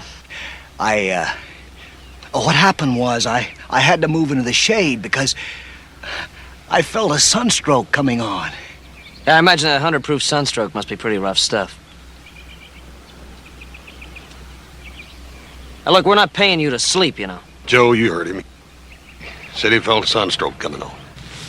What, you gonna believe that? Well, I don't see any reason why not to. Brother, remind me to talk to you about the Easter Bunny sometime.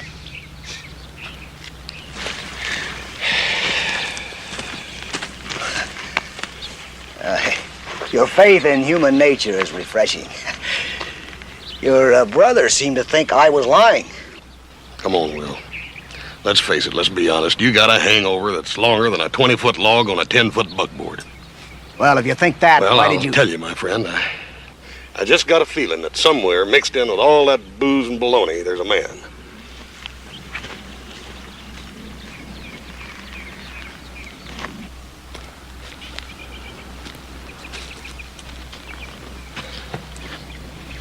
You're taking a lot for granted, aren't you? Maybe I am. Last night in the Silver Dollar Saloon, you were a man. Oh, you were all liquored up, all right, but you knew what them words was about. You knew what they meant and why. So I figure somewhere in that frame, there's enough of a man that it's worth the trouble. I'll tell you what I'm gonna do, Will. I'm gonna sit down right over there, and I'm gonna watch you chop that stump down to size if it takes all day and all night.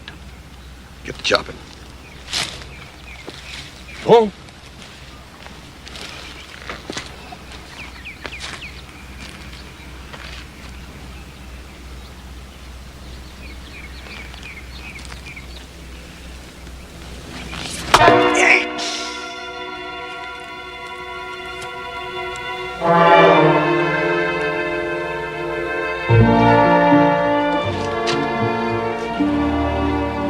How'd you like your first day, Smith? No one told me that the tree stumps on the Ponderosa were made out of stone. Better get a move on, Smith. That's supper. Don't mention food to me. I'll eat your share.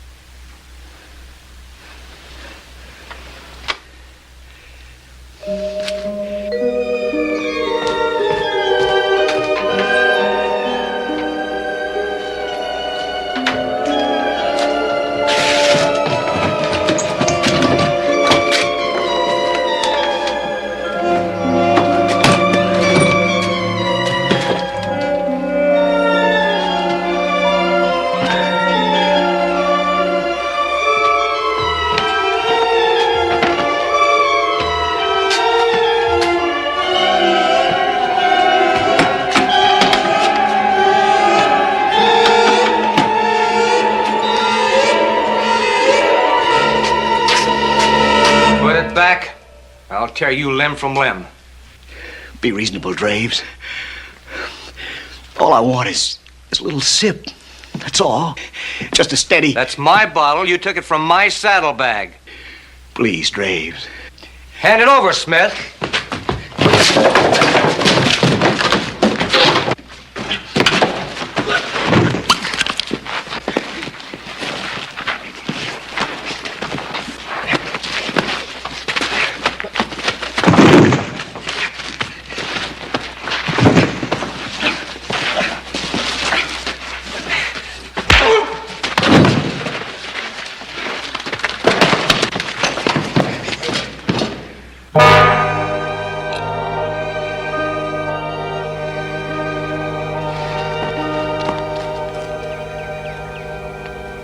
Is this what you're looking for? That's mine, Mr. Cartwright. You took it from my saddlebag. Is that true? Well, Is it true? Yes! You be sure you're off the Ponderosa by morning.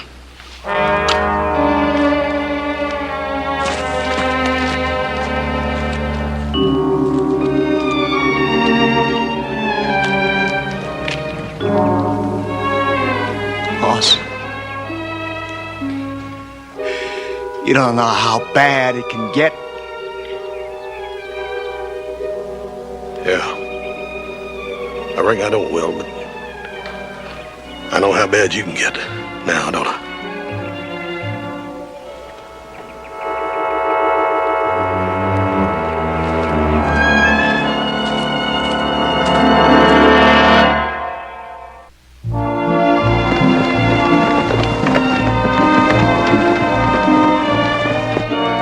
The affirmation of man. One rises from his chair and confirms the affirmation of...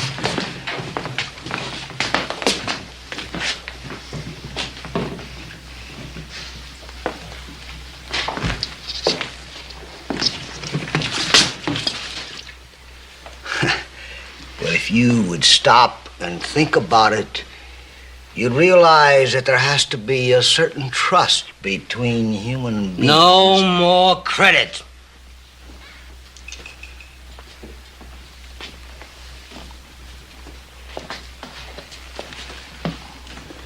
But in a healthy economy, there has to be a certain amount of give and take.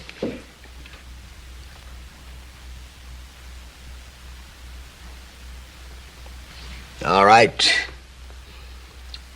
A poem, then. Now, that's another thing you and me better get straight. I heard enough of your poems to last me forever.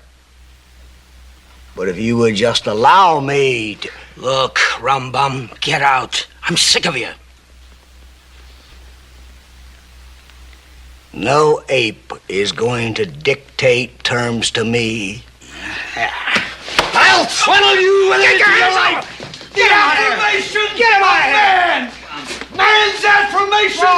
Your hands on me! You fool!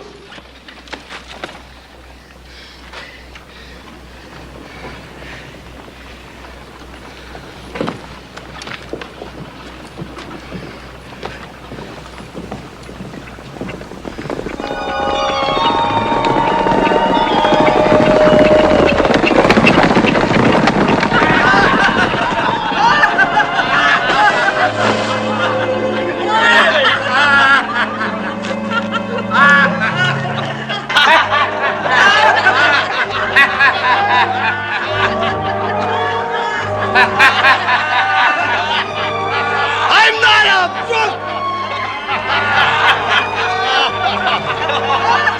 I'm not a bum!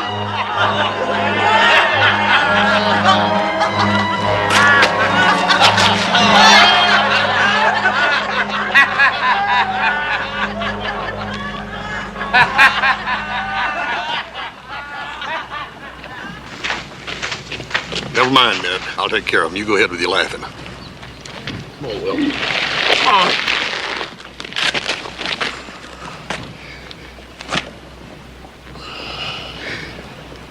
I'm not drunk, Hoss.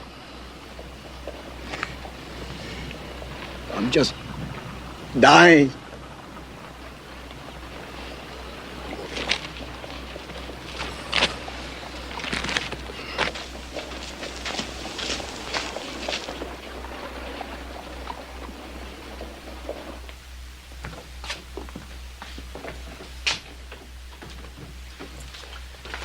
Some people refuse to accept the fact that the human brain was never meant to be pickled in alcohol. Yeah. He is going to be all right, though, ain't he, Doc? Man's got the constitution of a horse. And if he keeps on drinking, he'll have the lifespan of one also. Let's see.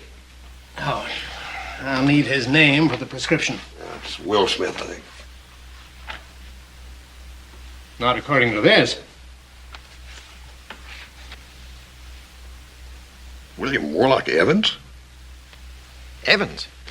There's a letter addressed to him from San Francisco from a Mrs. Lydia Evans. Think that'd be his wife? That couldn't be the one that's a poet, could it? Oh, I never heard of him.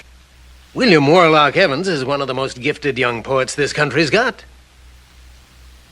Do you suppose that's him in there? You know, Doc, it just could be. As a matter of fact, I'll bet you it is. Damnation! Damnation! I'm stripped and above! Hey, Will, come on. Hey, lay down, buddy. Relax, come on. Stop thrashing about here. Come on, relax. Stay down. Lay down. Lay down, relax, buddy. Come on. Now, stay there.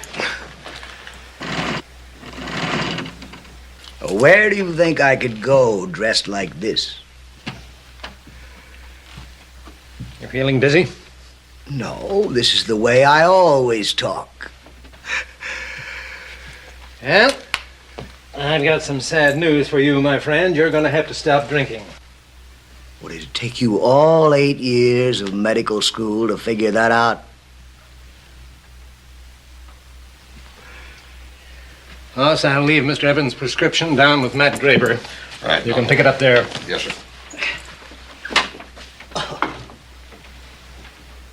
You know, I always felt there was a certain resemblance between doctors and bartenders. They both strive to remove pain. Then they restore the agony with a bill. Now, if they were going to be fair about it...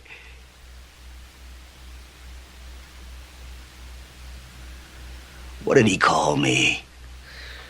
He called you Mr. Evans. Mr. Evans? What are you going to do? I don't know. I can tell you what I'd like to do. I'd like to take you back to the Ponderosa and dry you out. Why? I don't know. Maybe I'm a sucker, but I got a notion that a man like you's worth it. And as soon as we got you on your feet again, we can get a hold of your wife and get her out here. No! Look, what do you think I'm running from? Look, I'd rather burn in hell through all eternity than to spend 1 second with that woman. Well, that's sort of up to you, Will. Hey, your father wouldn't take me back anyway.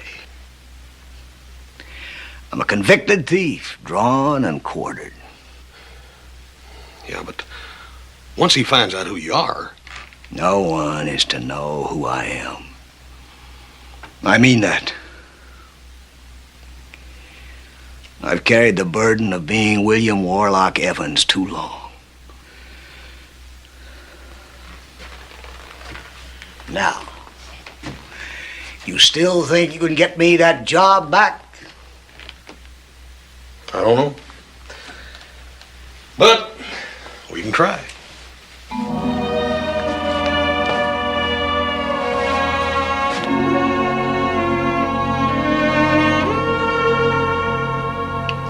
Well, so far, you haven't given me one valid reason. Boy, I just think he needs help, that's all. No, he needs help, all right. I think we're all in agreement with that. Hoss, I don't want to appear hard. Oh, Paul, I know your point, but Dad Burnett, I got one, too. It ain't as easy to explain as yours, but boy, if you'd have seen him out there today when I picked him up, you'd know what I was talking about.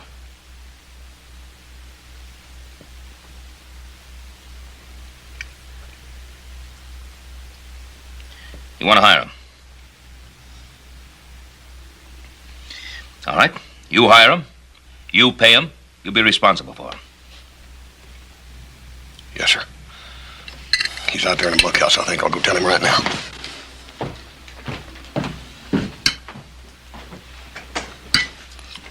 The boy's just too easygoing for his own good. I agree with you, Pa. You're absolutely right. He's got that silly notion about trying to help people. I just don't know where he gets it from.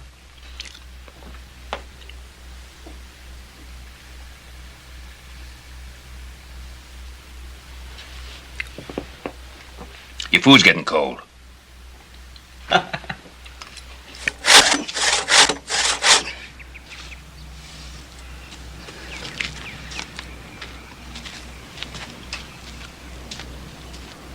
It looks like wood. It feels like wood. But it saws like iron. Well, how am I doing, Professor? Well, I'll tell you, Will, you get an A for effort. But I'll have to give you an F for results. Let me show you something. Here, don't fight it so. Don't use just your arms. Get your whole body in. Get you a nice rhythm. That.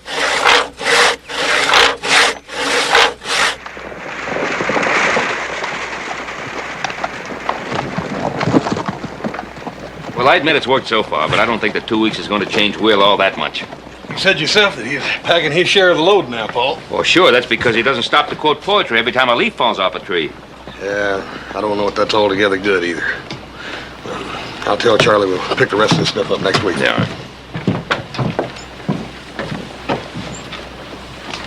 Are you Mr. Ben Cartwright? Yes, ma'am. Can I help you? I am Mrs. William Evans. Yes, Miss Evans. I've been making inquiries, and I have reason to believe that my husband is one of your employees. Evans. William Evans. Well, ma'am, we have a William Smith, and we have a Bill Perkins. Paul, it's Will Smith that she's talking about. Ma'am, I'm Hoss Cartwright, and Will is out on the Ponderosa, yes. Will Smith is really William Warlock Evans, Paul. The poet? I thought he was... Dead. He is. In more ways than you can imagine. You tell Will that the game's over. I found him. I'm at the hotel. You can bring him there. Oh, ma'am, we can take you to him. I've come this far, Mr. Cartwright. Now he has to come to me.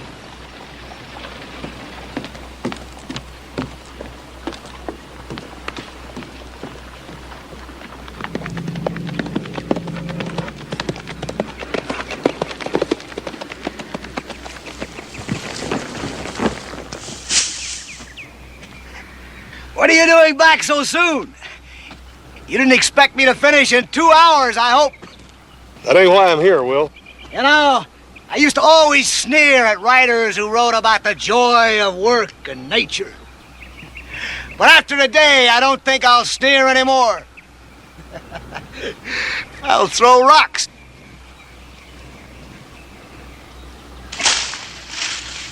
Will, what I came to tell you was your wife's in town. She wants to talk to you. Did you send for her? Certainly not. Don't lie to me. I ain't lying to you. I ain't never lied to you, have I? I'm getting out of here. I'm taking that horse. Will! You run if you must. But you ain't stealing my horse, you hear? You ain't gonna stop me. I trusted you like I trusted her. And you both betrayed me. Well, I'm getting out of here.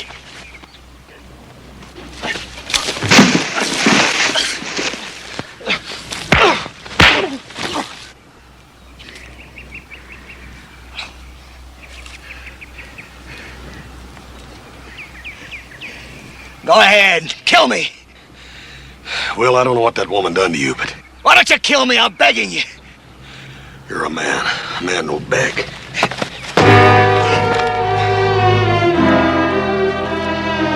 You're right. They don't surrender either.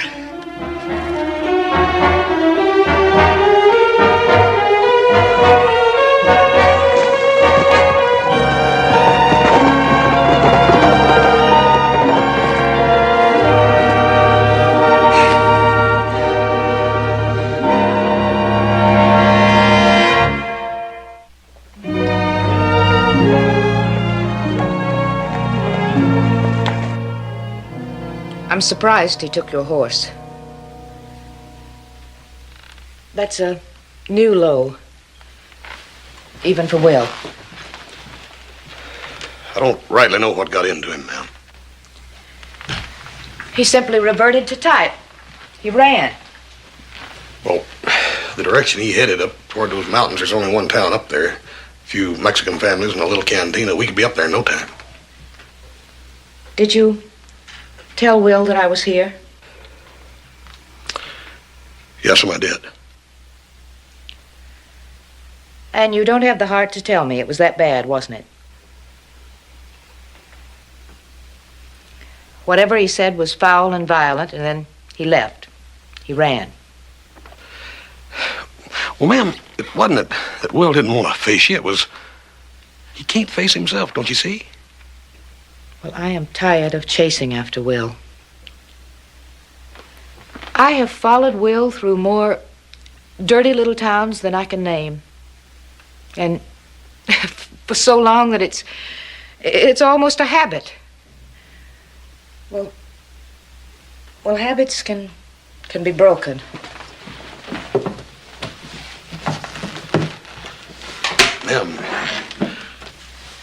Ma'am, I don't know what went on between you and Will, but... No. No, you do not. That's why you're willing to go after Will, to try to help him again. Well, I won't go after Will. I can't do it anymore.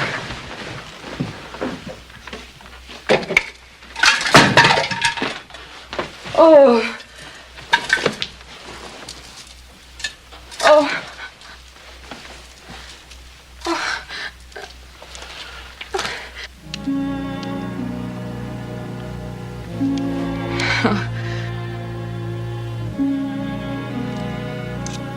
Will gave it to me on our 5th wedding anniversary. A golden brooch to match the golden light in your eyes, he said.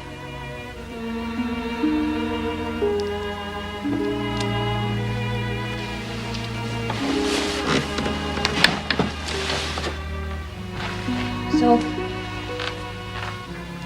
you see, Hoss, things haven't always been like this with Will and me. But that time is over, and I'm going to forget about Will. And I advise you to do the same. Ma'am, can you do that easy? Easy? I never said it was easy. I have a lot of packing to do. Would you excuse me, please? Yes, ma'am.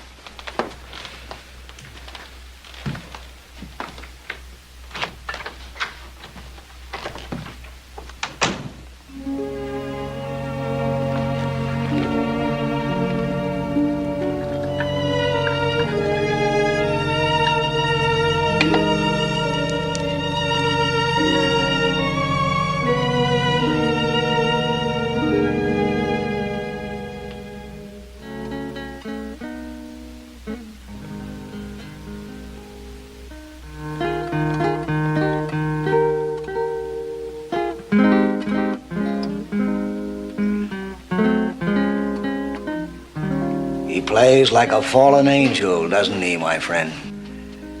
They say Miguel was born with a guitar in his hand. Talent is a curse. An albatross slung around the neck like the last banner of defeat. It enhances the thirst, my friend. You don't know what I'm talking about, do you? No, senor. My friend, of all the creatures in the world, man is the unhappiest. And yet you smile. Why? I enjoy being alive. Let's drink to that. Don't you think you've had enough, senor? There's never enough until there's oblivion to life. May it last forever. Yes, May it keep us all warm. Salud, señor.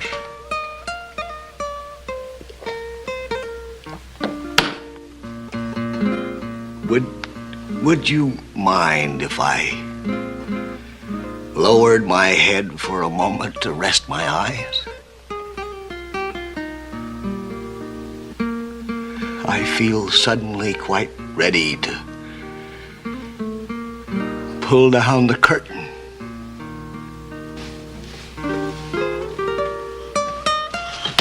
Señor! Señor! Señor! Señor!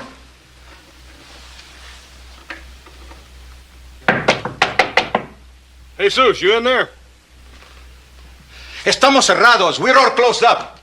Jesus, it's me, Hoss Cartwright. Oh, señor. Un minuto. Buenas noches, mijo. Buenas noches, Hoss.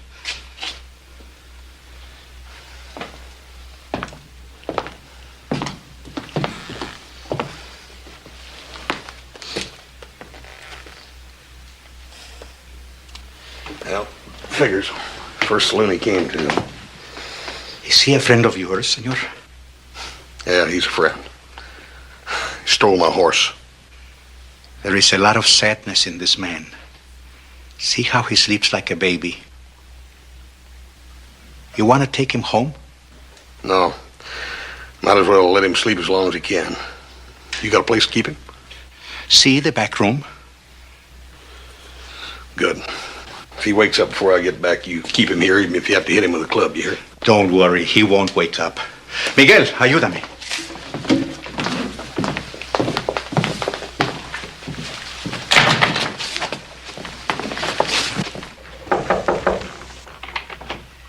The bags are right over.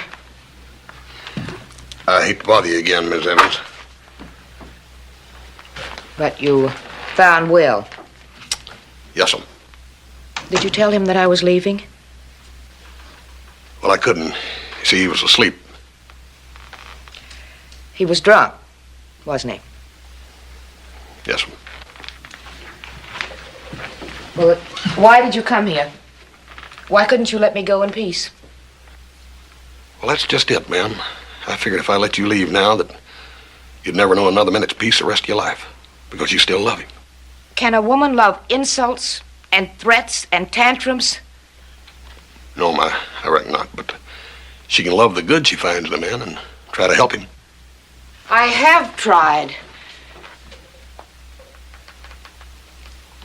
What else can I do?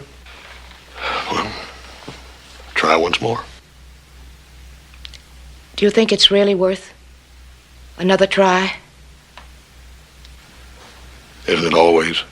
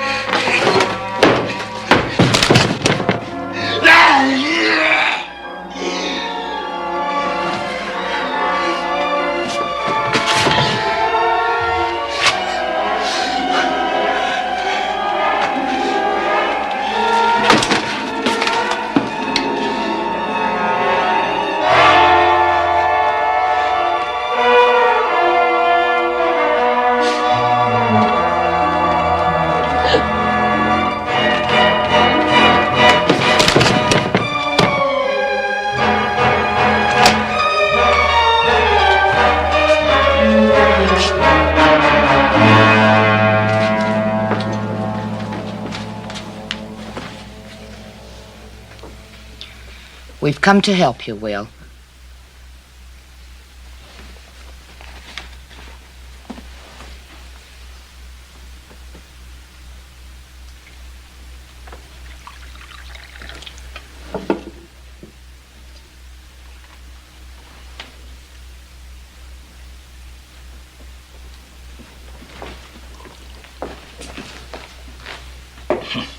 Aren't I lucky to have such a conscientious little mother? Yep. I'd say you were at that, Will. Look at her. Standing there, the symbol of martyrdom. And she glories in it. Don't you have anything to say to me, my love and keeper?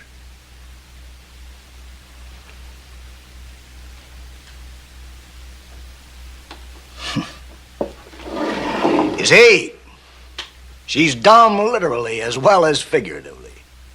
Well, I'm gonna say something, Will. I'm getting pretty fed up with you picking this woman apart when all she's trying to do is... Don't.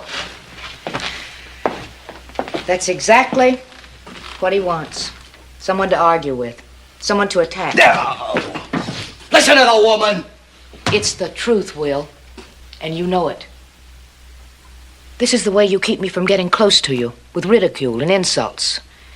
Just so I won't see how frightened you are. Frightened? Me? Dear girl. And that's a charitable term if I ever heard one. I am William Warlock Evans. And I happen to possess a writing talent commonly acknowledged by all. And there's not one thing in this whole flaming world that frightens me. Except William Warlock Evans. She's talking in riddles. She's talking a lot of sense, Will. Oh, that's your considered opinion? Yeah. Yes, it is. And I'll tell you something else that's my considered opinion. No question about it, Will. You're a great writer. But you're something else, too. You're pathetic. Fire!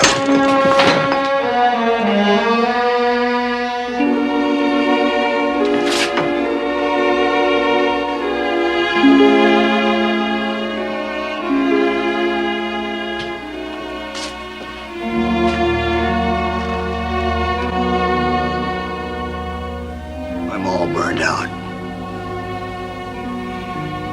Even a marionette has more guts than I do.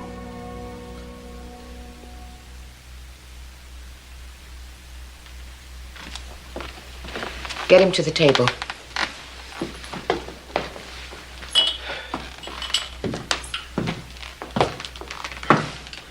Come on, Will. Come on.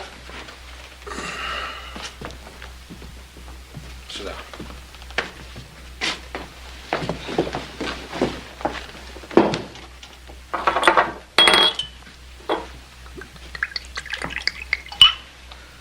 Lydia, what are you doing? You can't fight it any longer, Will? Well, I can't fight it for you. So we'll forget that we're husband and wife, and we'll be married to this. I can't pull you out of the gutter, so I'll just crawl right in with you.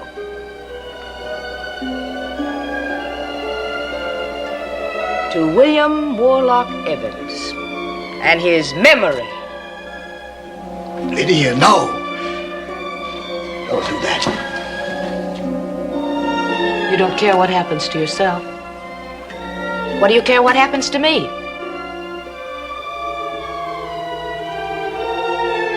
For the rest of your life, Will, I'm going to be right with you. Glass for glass and bottle for bottle. I'm going to be a mirror that you can't escape. A twisted, warped image. What I've had to live with all these years. Why do I do this to you, Lydia?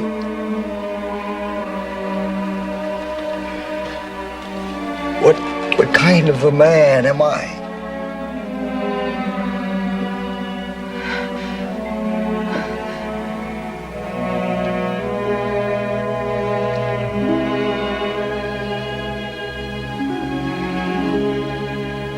For a man you can call a man is a million years in one shape.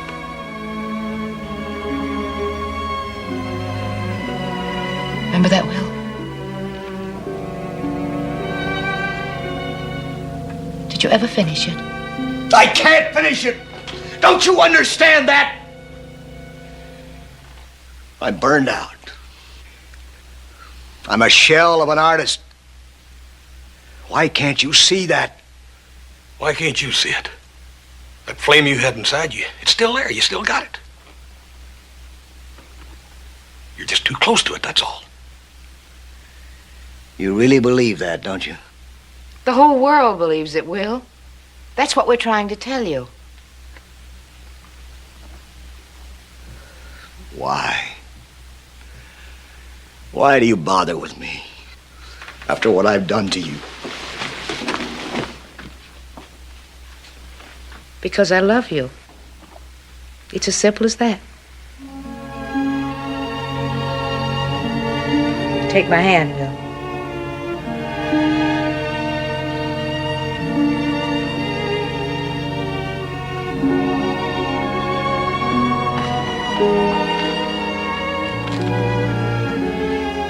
Maybe it's worth a try. Another try, Lydia. It always is.